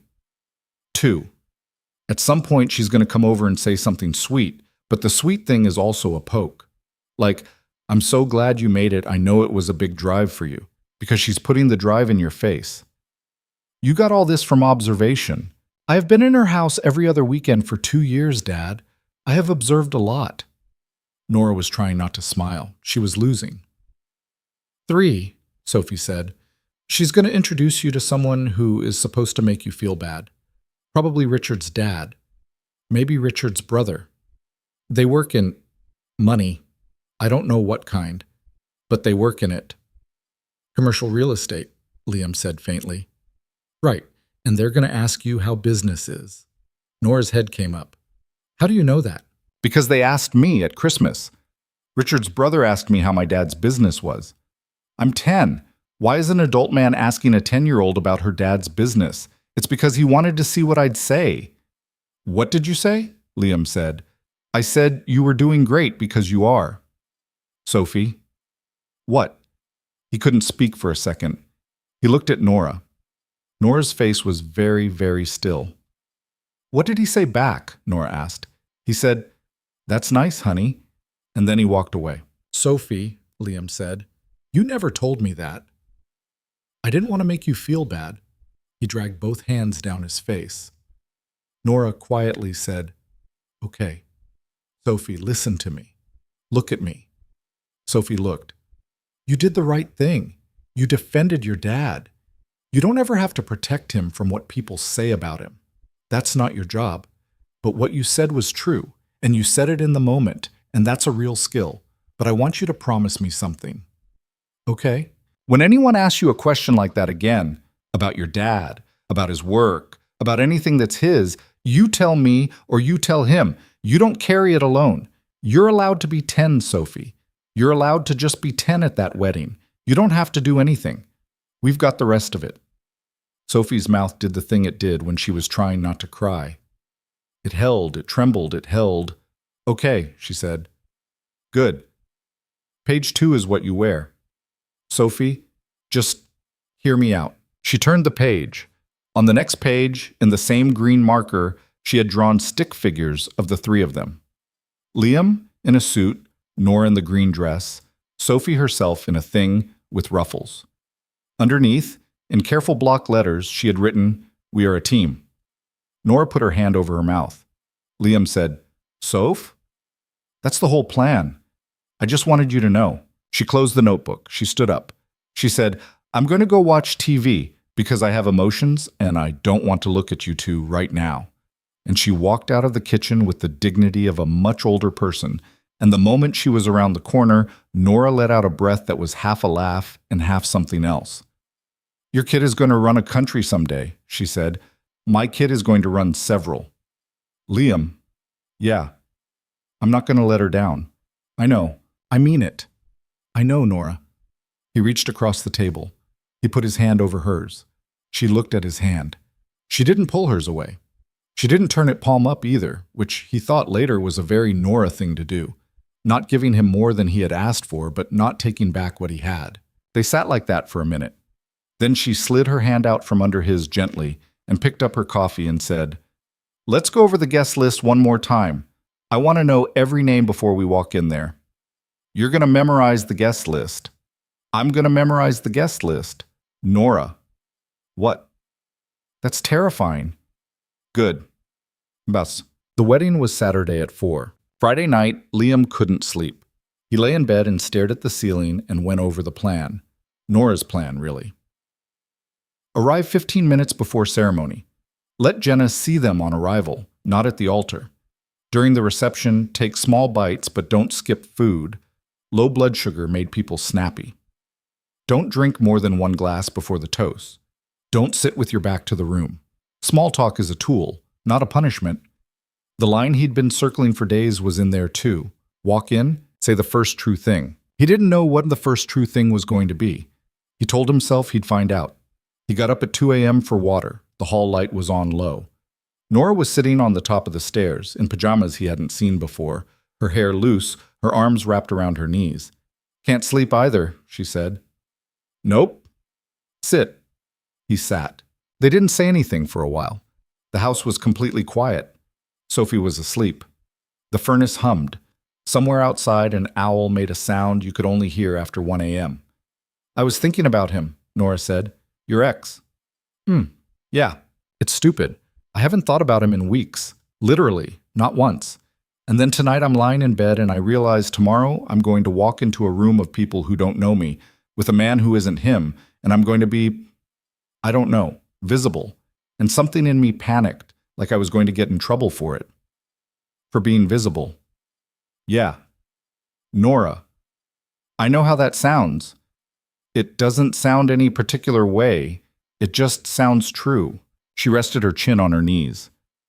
He used to tell me he didn't like when I talked at his work events. He said I had a tone. I'd ask him what the tone was. He'd say he couldn't describe it, but I knew.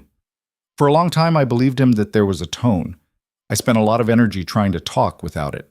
Eventually, I just stopped talking. When I left, I hadn't spoken at a dinner party in a year. Nora. Tomorrow, I'm going to talk. Yeah, you are. I'm going to talk. And somebody's going to not like it, and I'm going to keep talking. Yeah. She turned her head on her knees and looked at him sideways. Are you ready for that? I was ready for that the night I saw the Morrow Road drawing. She laughed, once, quiet. Can I tell you something? He said. Sure. I'm not walking in there tomorrow to show Jenna anything. No, I thought I was. For a long time, I thought the whole point was going to be some kind of, vindication. Look at me. But I don't want that. I don't even want her to feel bad. I just want to stop carrying the part of me that's been apologizing to her for 4 years. I want to walk out of that building without owing her a thing. That's a good thing to want. Yeah. That's also the kind of thing that becomes true the minute you decide it is. Yeah? Yeah. He looked at her. She looked at him. The hall light was soft and forgiving. Her hair was doing a thing that he was going to remember later, with a precision that embarrassed him. Go to bed, she said quietly. Okay. Liam? Yeah. Tomorrow, at any point you need to, you look at me. Even if I'm across the room, just find me. I'll be there. I know. Okay. He went to bed. He slept. Saturday morning was a slow drift of small things, the kind of quiet that comes before a long event. Sophie was up before Liam for the first time in her 10-year-old life, sitting on the floor in her pajamas doing a puzzle she hadn't touched in months, because she had too much nervous energy to read and too much discipline to admit it.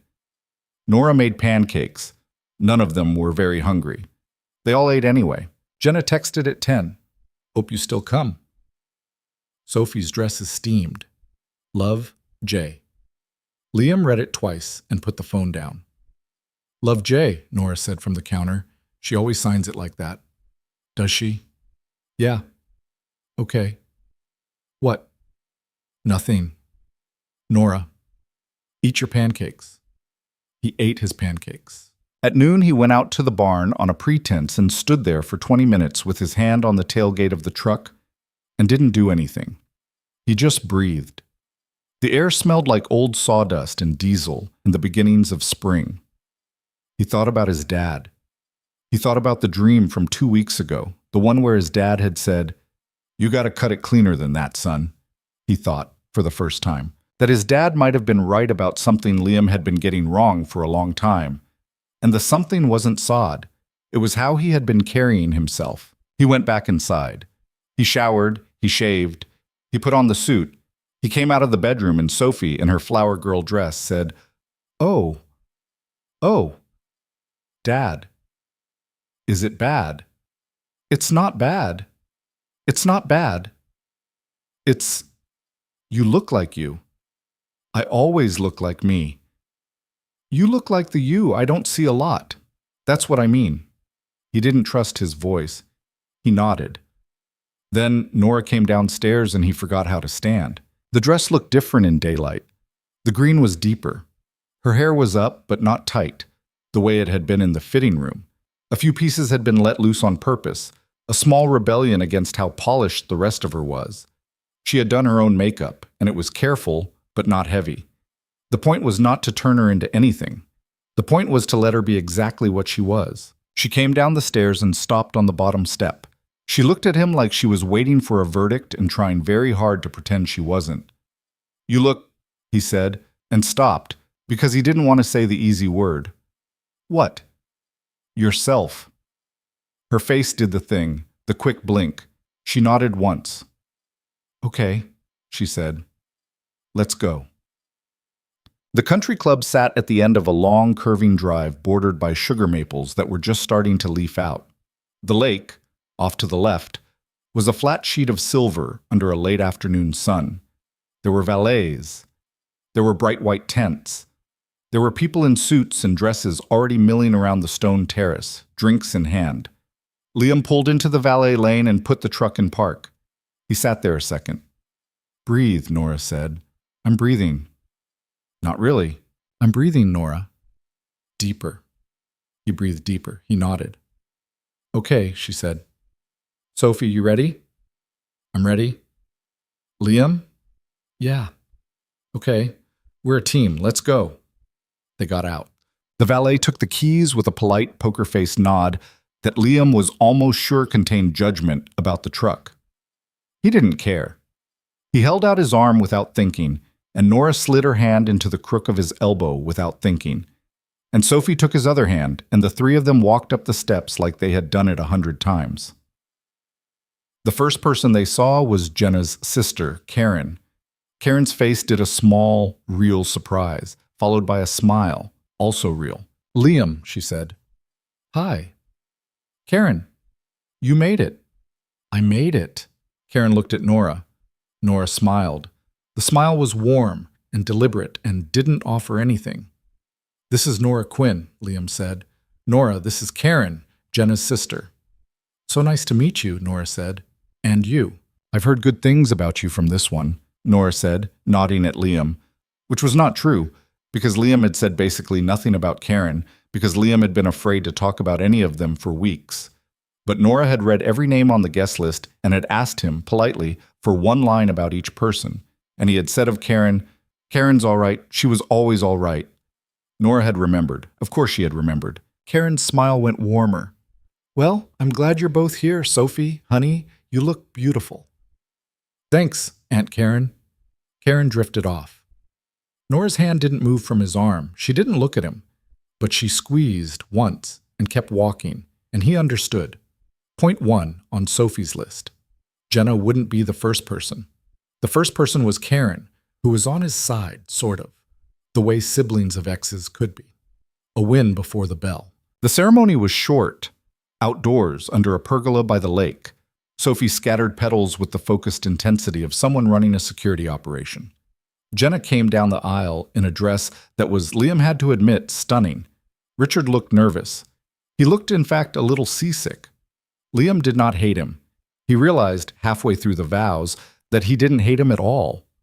It had been a long time since he'd had any feeling about Richard that was bigger than mild indifference. And sitting there in a folding chair in the sun with a woman he did not deserve on one side of him and his daughter, already gone, seated with Jenna's mother up front. On the other, he noticed the indifference as a kind of gift. He had spent so many years bracing for what this ceremony would feel like that he had forgotten it was going to feel like almost nothing. Nora caught his eye during the kiss. She didn't say anything. She didn't have to. Tiam. The cocktail hour was held on the terrace overlooking the lake. Servers with trays of champagne flutes moved in careful diagonals through the crowd. Liam took a glass. Nora took a glass. They did not drink from them. They stood at the edge of the terrace and watched the water. "Small wins," Nora said. "Small wins." "You haven't talked to her yet."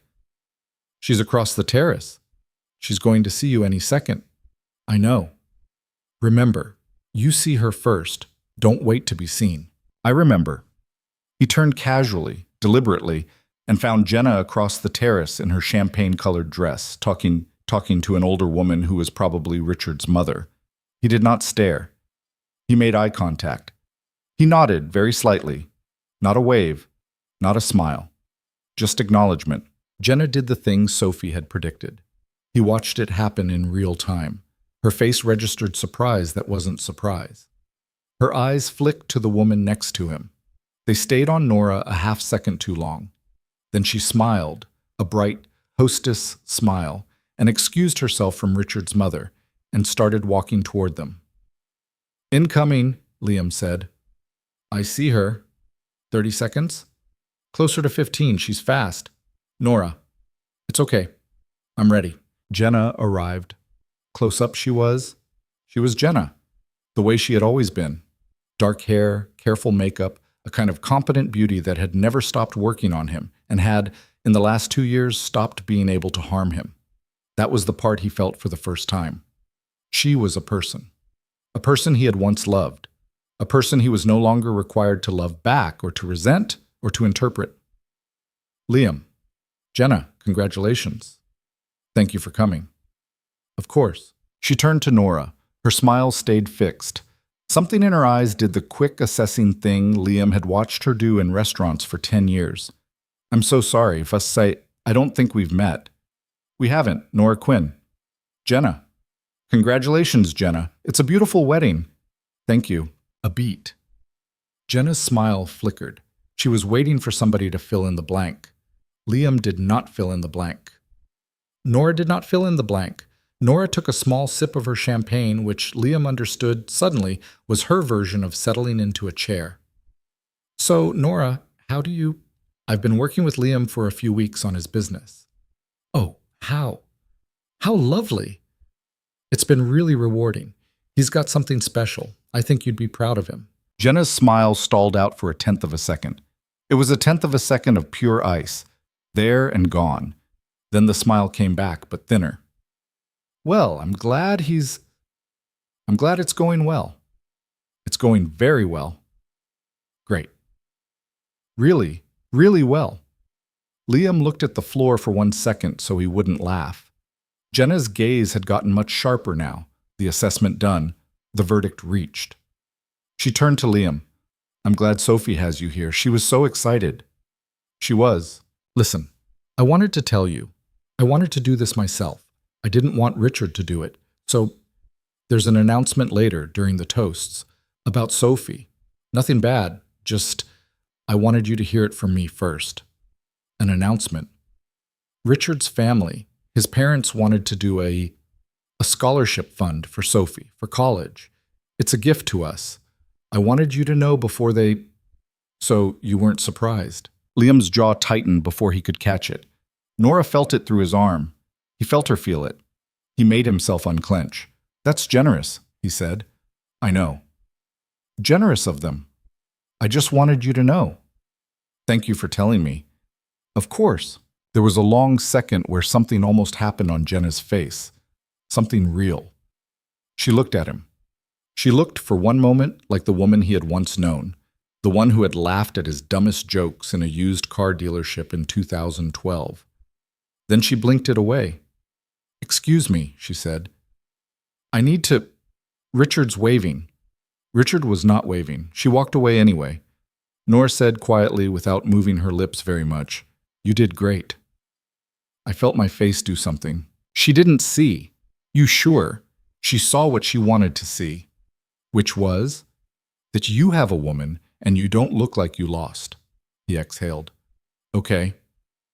You didn't need to do anything but stand there. You did it. We've got more of this tonight. I know. Toast time is going to be rough. Toast time is going to be fine. The scholarship thing. We'll talk about the scholarship thing later. For now, get a drink of water. You've got cotton mouth. He touched his mouth. She was right. He laughed once, under his breath. They went in. The reception hall was huge, all cream and gold and dusty pink, with 10-foot centerpieces of white hydrangea on every table. Their assigned table was at the edge of the room, not quite Siberia, but close, a clear gesture from Jenna or whoever had done the seating. Nora glanced at the place cards and made a small, pleased sound. What? Liam said. Nothing. I was expecting worse. This is a perfectly respectable table. You were expecting worse? You told me your ex-mother-in-law was a piece of work. I did. So I was expecting back by the kitchen. Your expectations are so low, they're underground. They keep my feelings safe. He laughed. He was laughing again. He noticed. He stopped noticing. The table was them, plus 3 couples who, as it turned out, were old friends of Jenna's from college. 2 of them Liam vaguely remembered. All 3 of the women had known he was coming, and the moment they saw Nora, a small ripple went through the table that was entirely about her. Nora took her seat. She smiled. She said the first thing very simply. Her name, where she was from, which was vague. She said up north, which was technically accurate. And then she asked of each woman in turn the kind of warm, specific question that made that woman light up and talk about herself for 15 minutes. Within 30 minutes, 2 of the 3 had given Nora their business cards. One of them ran a small design firm in Raleigh. The other was in nonprofit development. They did not know they were meeting a strategist of Nora's caliber. They thought they were meeting a lovely woman at a wedding. This was, Liam understood, precisely what Nora had wanted them to think. Richard's father came over between the salad and the entree. He was a tall man with silver hair and the kind of handshake that was trying to communicate something. Liam stood up to meet it. The handshake communicated. Liam's handshake communicated back. The handshakes apparently came to an understanding. Liam, Bill Caldwell. Bill. I understand you're in landscaping. Yes, sir. How's business? Here it was, point 3 on Sophie's list. Liam opened his mouth. It's a good time in the industry, actually, Nora said, warm, easy, like she'd been waiting for her cue. Liam's just finishing up a big installation at the Holloway estate. The one with the water feature grading problem everybody said couldn't be fixed? He fixed it, and he's in final round consideration for the Morrow Road Park project. Bill Caldwell blinked. The Morrow Road Park. Mm-hmm. That's a significant... It's a $130,000 municipal contract, yes. How did you... I read the local news, Bill. Bill laughed. He was a man who didn't laugh often. He laughed now because he had to. The laugh was genuine. I didn't know there were 3 bids already in on that, he said, recovering. There are. Liam's is the one that matches the city's new rainwater management requirements without needing a variance. Is that right? It's right. It's actually a pretty exceptional design. Bill looked at Liam. He looked at Liam differently than he had looked at him a minute ago. It was not admiration exactly. It was the look of a man who had walked into a room expecting one thing and was readjusting. Well, Bill said, I'll have to keep an eye on that. Please do, Nora said. Liam finally spoke. It's a project I care about. It'd be a privilege to get it. Bill nodded. I knew your father, you know. I didn't know that. Long time ago, before he moved out of state. Good man. He was. You work like he did? I try to. Bill held Liam's eyes for a beat. Good, he said, and he moved off to the next table. Nora exhaled the smallest possible breath. Oh my God, Liam said under his breath. I know. Nora. I know. How did you... I read your notes. I read the project bulletins. I asked Marcus about the Holloway grading. You asked Marcus. Tuesday. He called the landline. Nora, drink your water. He drank his water. Done. Toast time came after the entree. Jenna's dad went first, short and warm, the way he'd always been, and Liam found himself smiling at it because he had always liked Jenna's dad, a contractor who wore his Sunday shoes like they were made of glass. Richard's brother went next, a long, rambling speech that didn't land. Then Richard's mother stood up. She was small and blade thin, in a lilac dress, and her voice, when it started, carried. Before I welcome Jenna into our family, she said, I'd like to acknowledge someone who's here tonight. Our son is gaining not just a wife, but a daughter. Sophie, where are you, honey? Stand up, sweetheart. Sophie stood up, pink-faced, glancing at Liam. We have taken a small step tonight, Richard's mother said, to make our commitment to Sophie official. The Caldwell family is establishing a college fund in her name, fully funded through her senior year to ensure that this beautiful girl has every opportunity going forward. There was applause. It was generous applause. People were smiling. Sophie smiled because she was 10, because she knew to smile when a room full of adults applauded at her. Liam's hand went flat on the table. Nora's hand slid on top of it. Small, not showy, just there. Breathe, she said under the applause. I am. Not shallow, deep, he breathed. He looked at Sophie. Sophie was looking at him. Her eyes were huge. She was not asking for permission to be happy about the scholarship. She already knew she was allowed to be happy about the scholarship. What she was looking at him for was the answer to a different question, Is my dad going to be okay with this? He made himself smile at her. A real one. He nodded, just a little, and he mouthed, "That's great, baby." Sophie's whole face relaxed. The applause died down. Richard's mother sat down. The room settled back into its clatter of silverware and conversation. Nora didn't move her hand. "Okay," she said quietly. "Okay. You're okay. I'm okay. You're more than okay." "Yeah." He turned his hand under hers, so their palms were touching. She let him. She did not hold his hand. She did not need to. Her fingers rested against his in a way that was the exact right amount of pressure, and he thought, not for the first time that night, that he had almost no idea who she had been before she walked into his life. But he knew exactly who she was now, and who she was now was the most competent, careful, kind person he had met in a decade. He turned to her. He said quietly, so only she could hear, "I want to do something. Don't plan it. You told me not to plan it. I still mean it. I'm not planning it. I want to say something. Not a toast, just a thing. Later. Not now. Okay. Back me up. Always." She didn't take her hand off his until the dessert came. The dancing started around 9. The band was a 7-piece with a horn section that knew what it was doing. The dance floor filled up fast. Sophie pulled 2 of her cousins onto it and invented a dance that appeared to involve a great deal of arm movement and not much footwork. Jenna danced with Richard. Richard's parents danced. Jenna's dad danced with Sophie's cousins. People were genuinely having a good time, and Liam, leaning against the back wall with a glass of water, watched it, the way a man watches a storm that has already passed him. Nora came back from the bathroom. She'd fixed her hair a little. She stood next to him. "You gonna do the thing," she said. "I'm gonna do the thing." "Now?" "Now. Not on the dance floor. Not on the dance floor. Don't be dramatic." "I'm gonna be a little dramatic." "Liam, trust me," she exhaled. "Okay." He walked over to Jenna. She was by the cake table talking to a cousin.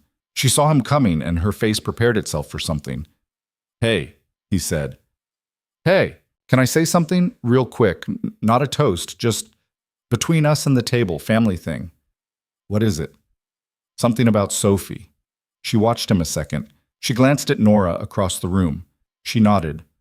"Sure." He gathered in a loose cluster by the back of the hall.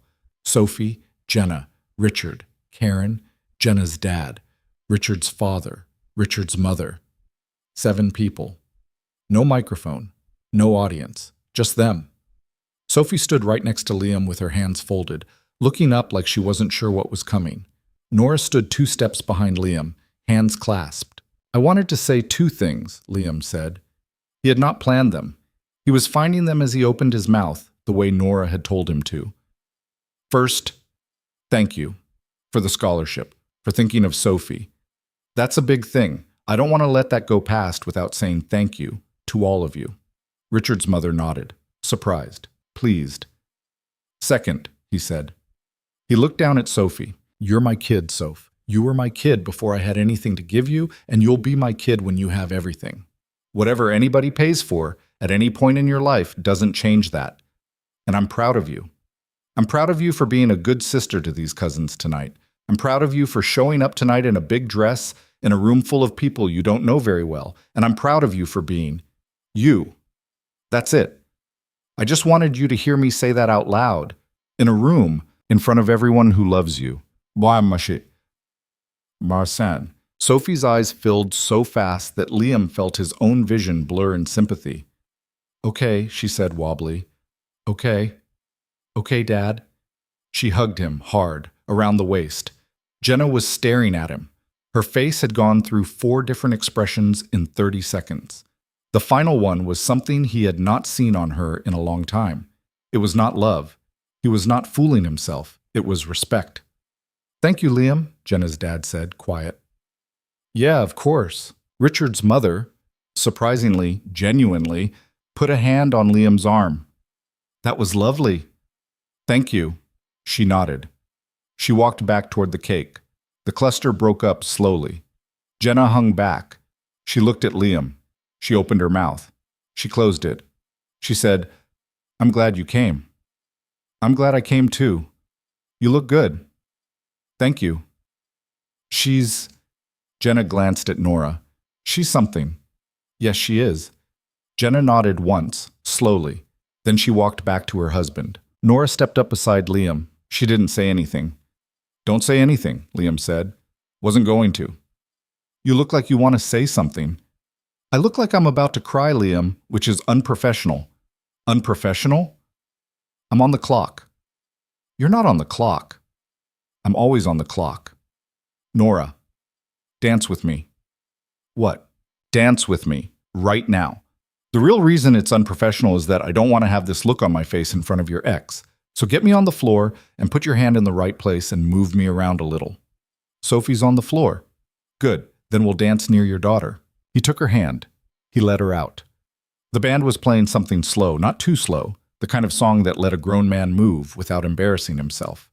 Sophie, on the dance floor, saw them, and her whole face did the thing it did when she won at something without having tried to. She did not come over. She had the good grace to dance with her cousins and pretend she was not watching. She watched anyway, in quick, delighted glances. Nora's hand was light on his shoulder.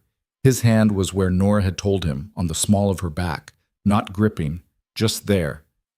Her hair smelled like something he couldn't name. She looked up at him. "You did a good thing, Liam Parker." "You told me to." "I told you to walk in and say the first true thing. Everything after that was you." "I wouldn't have done it without you."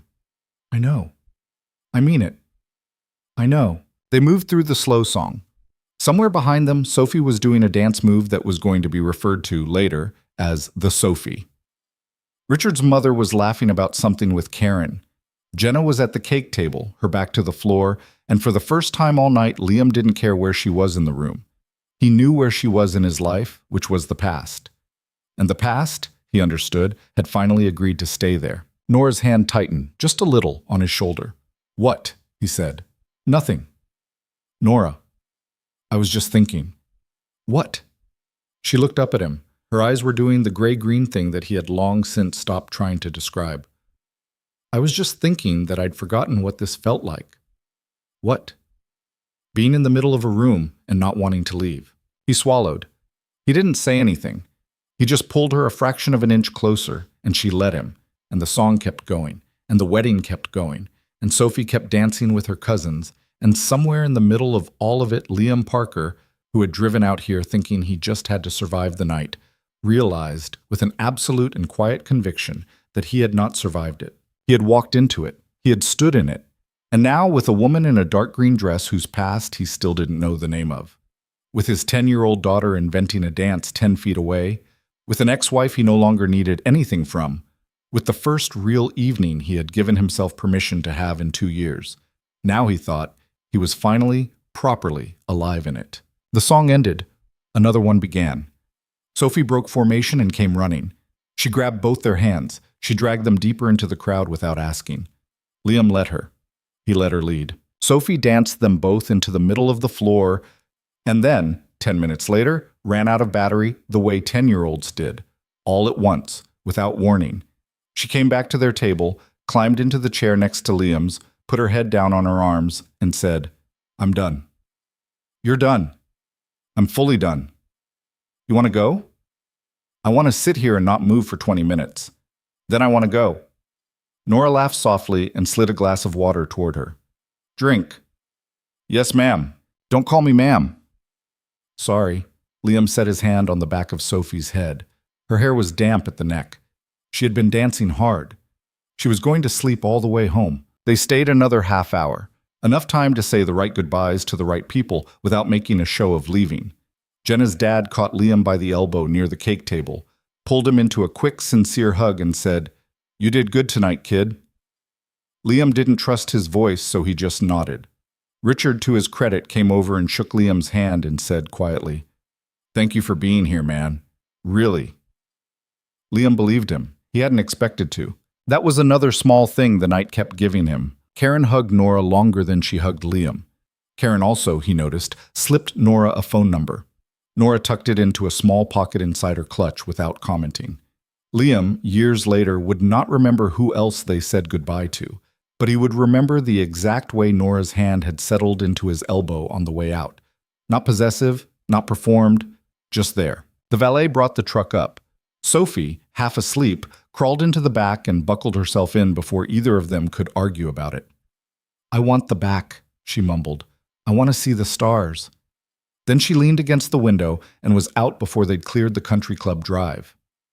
Neither of them talked for the first 10 miles. The truck's headlights ate up the dark two-lane. The lake fell behind them, then the trees, then the lit-up strip of a town that was closing up for the night.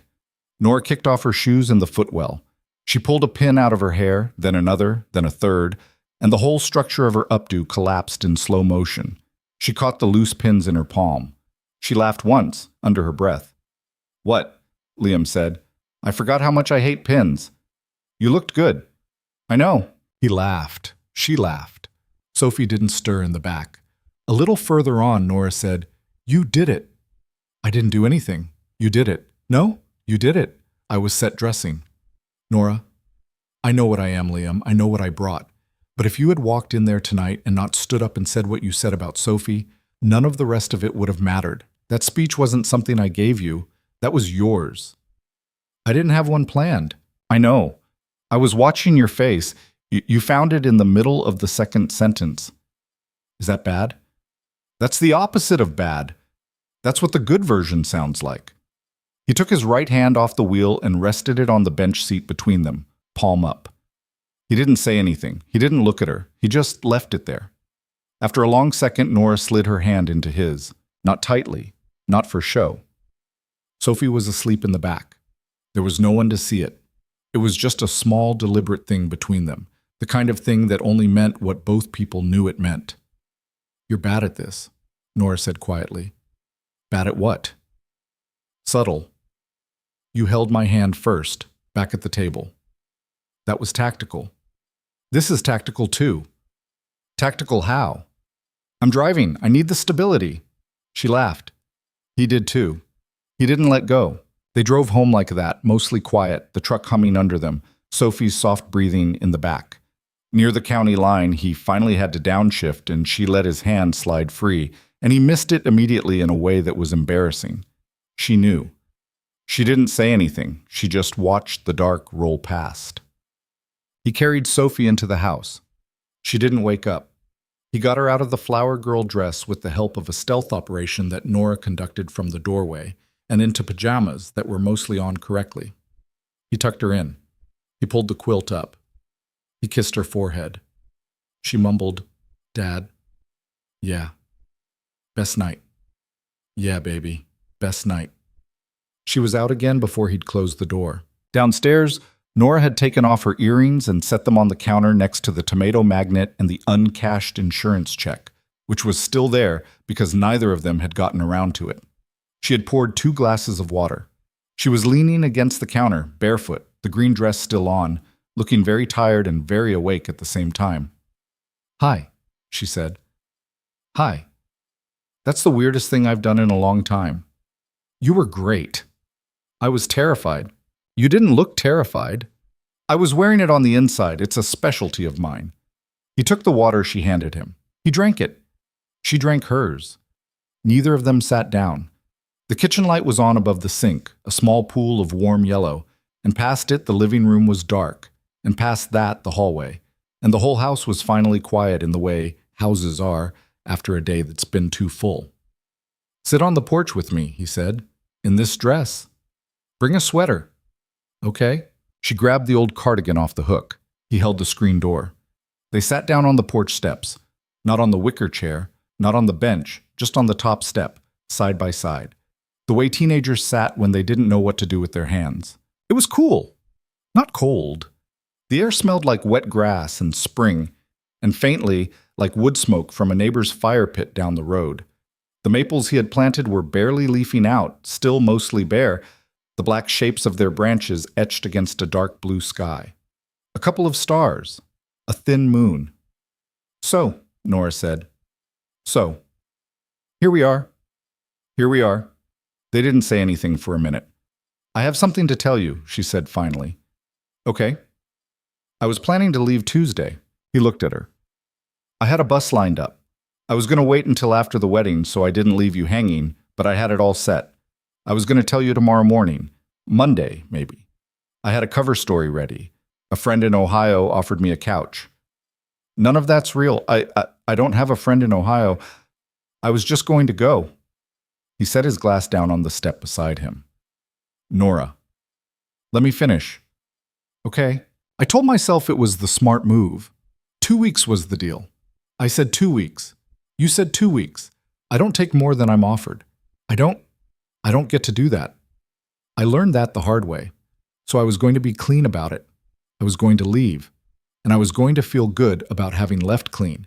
And in a couple months, I was going to hate myself for having left clean. And that was going to be the shape of the next 5 years of my life. And I knew that, and I was going to do it anyway. Nora, let me finish. Okay. She was looking at her hands. The porch light was behind them. Her face was mostly in shadow. He could see her jaw move. Tonight, when Bill Caldwell asked you how business was, when I stepped in and answered for you, I was watching you out of the corner of my eye. You didn't flinch. You didn't look embarrassed. You let me. You let me speak for you in a room full of people, and then you stood up and said what you said to Sophie, and you looked at me across that table like I was somebody, and I forgot what it was like to be looked at like that. I forgot it was a thing that could happen. I forgot it was a thing I was allowed. Boy, Nora, I don't want to go to Ohio, Liam. Then don't go to Ohio. It's not that simple. It's exactly that simple. I don't know what I'm asking for. You don't have to know tonight. I'm not looking to fall into something. That's how I ended up in the last thing. I know. I built a whole life inside a man once. I'm not doing that again. I don't care how good you are. I don't care how much I'm not doing that again. I wouldn't want you to. Okay. Nora, look at me. She looked at him. I don't want you to build a life inside me. I want you to build a life next to me. Those are different things. You taught me the difference 2 weeks ago without meaning to. She didn't answer for a long second. That is the closest thing to a good line that has ever come out of your mouth, Liam Parker. I've been saving it. How long? About 11 days. She made a sound that was half laugh, half something else. She pressed the heel of her hand to her eye. I'm not crying, she said. Okay. I'm really not. Okay. This is a stress response. Nora? Yeah. You don't have to explain it. I know. Stay. Liam, stay. Not because you owe me anything. Not because I'm asking you to solve anything. Stay because you were happy tonight. Stay because Sophie was happy tonight. Stay because I was happy tonight. Stay because every morning for 2 weeks you have been making coffee in my kitchen, and every morning I have been a better person for it.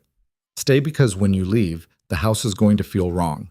And we both know it's going to feel wrong. And that means it wasn't a coincidence that you ended up in my driveway. She wiped her eye.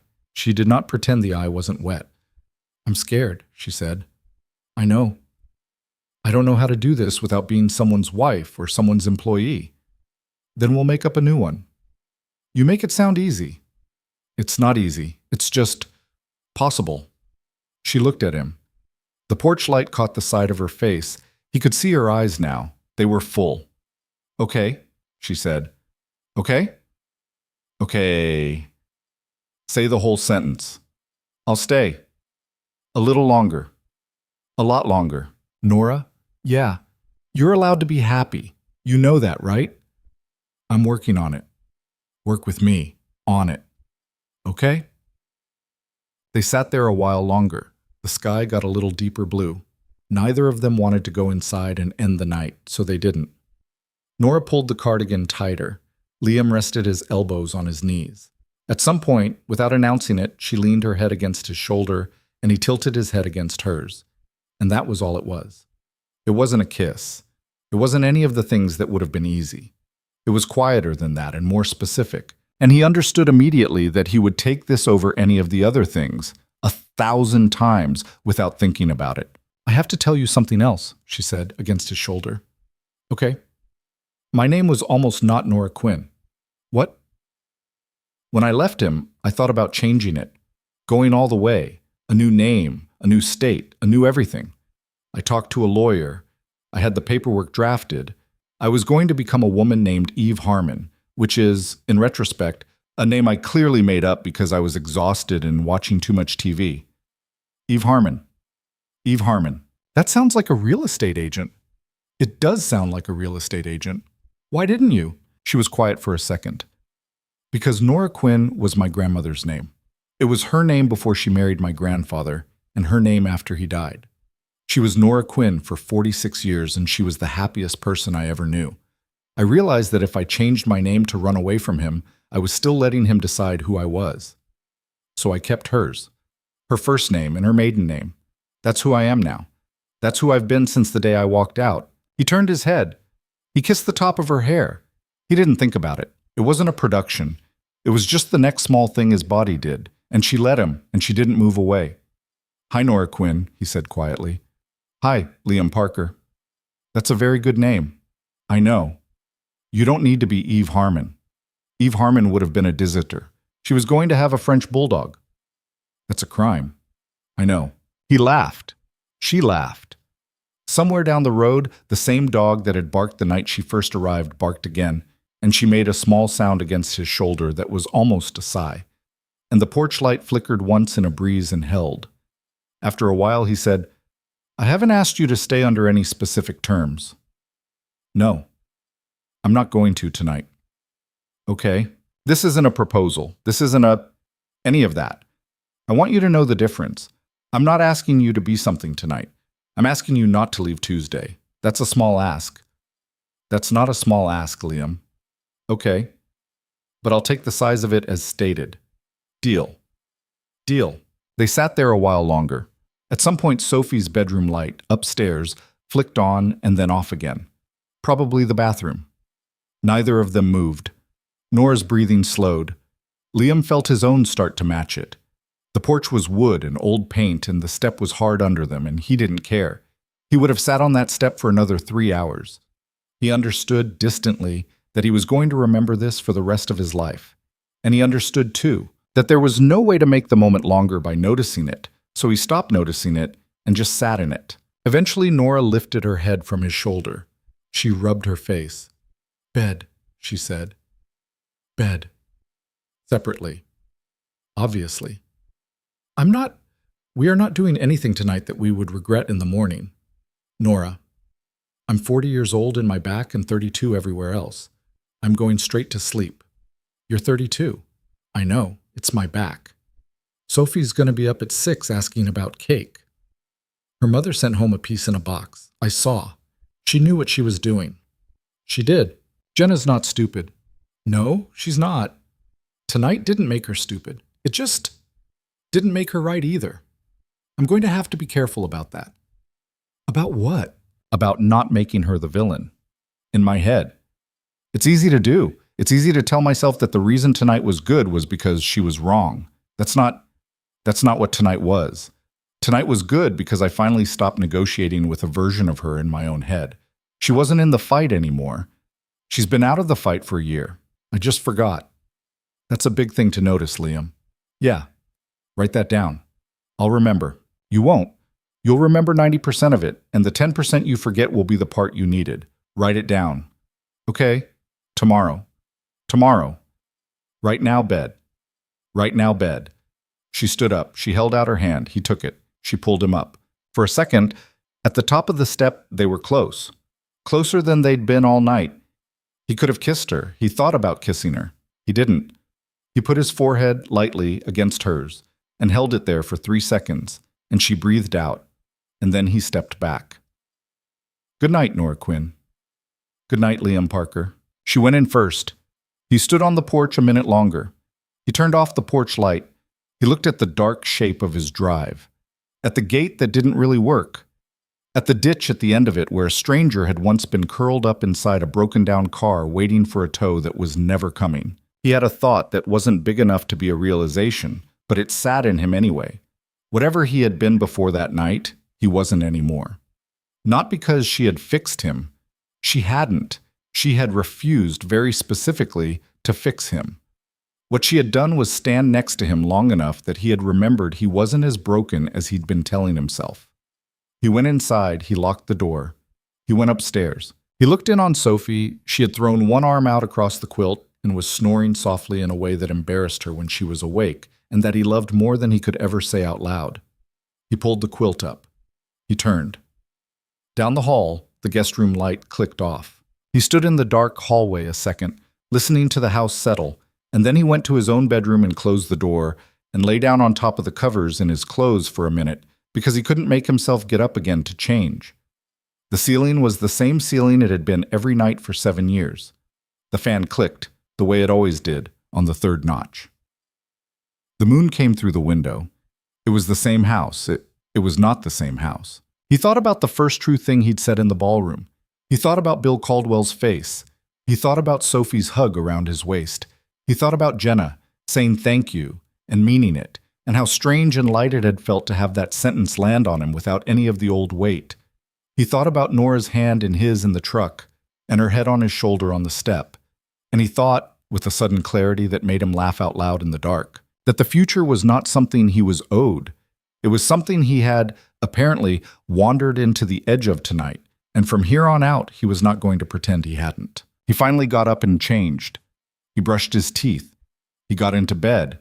He slept. Down the hall, in this guest room, Nora had hung the green dress back on the door. She was under the scratchy quilt his mother had made. She lay on her side, awake, watching the line of light from the hallway under her door, and thinking about her grandmother, and about a house that wasn't a trap, and about a man and a girl who had looked at her tonight like she was allowed to take up the whole of herself in a room, and nobody was going to punish her for it. She turned over. She closed her eyes. Outside, the night went on the way it did, without asking anyone's permission. The maples moved a little. The gate creaked once and didn't creak again. The dog down the road finally stopped barking, and somewhere beyond all of it, the first faint gray of a Sunday morning started to show itself at the edge of the sky. The months after the wedding moved the way good months do, quietly, without announcing themselves. Nora didn't go to Ohio. She didn't go anywhere. She moved her things out of the guest room and into a small studio apartment above the florist shop in town, because she said she needed a place that was hers before she could figure out how to share one. And Liam, who understood, didn't argue. She was still at the house most evenings. She cooked. She fought with Sophie about broccoli. She kept the office running. The Morrow Road contract came through in June. Liam got the call in the truck and pulled over onto the shoulder of a county road and sat there for a minute with both hands on the wheel before he could dial Nora. When he told her, she didn't say anything for a long second. Then she said, "I knew it." And then she cried, a little, and told him not to tell anyone she had cried. He didn't. He just drove home. The business grew. Not overnight, nothing did, but steadily. Marcus got a raise, and Eddie got fired for cause and replaced by a kid named Junior who actually showed up. Nora took on 2 small contracts of her own under a name of her own, Quinn Consulting, and launched a community garden program in the fall that put 20 neighborhood kids into raised beds with dirt under their fingernails, and something to be proud of by Thanksgiving. Sophie was one of the kids. Sophie, at the first harvest, handed Liam a lopsided tomato and said, "I grew this. Don't say anything dumb about it." And Liam, holding the tomato with both hands, didn't. He proposed the following spring. He did it in the first community garden, the one they'd sketched together on a legal pad 11 months earlier, now full and green and a little messy the way real gardens were. He didn't give a speech. He had learned his lesson about speeches. He just knelt down next to the raised bed where she was pulling weeds, held out a ring that had been his grandmother's, and said, "Nora Quinn, stay." She looked at him for a long second, dirt on her hands, her hair coming out of its tie the way it always did, and she said, "Okay." Then she said, "That's a terrible proposal." Then she said, "Yes." Sophie, watching from the path because she had known about it for 3 days, burst into tears and ran over and hugged them both so hard she knocked Liam sideways into the tomatoes. Here is the thing, though. The thing worth saying, because stories like this can look too clean from the outside. Liam didn't become a different man. He became the one he'd been underneath all along, the one who'd been rationed down so small by 4 bad years that he'd almost forgotten his own shape. Nora didn't save him. She just stood next to him until he remembered. That's what love does when it's real. It doesn't rescue you. It gives you back to yourself, and then it stays.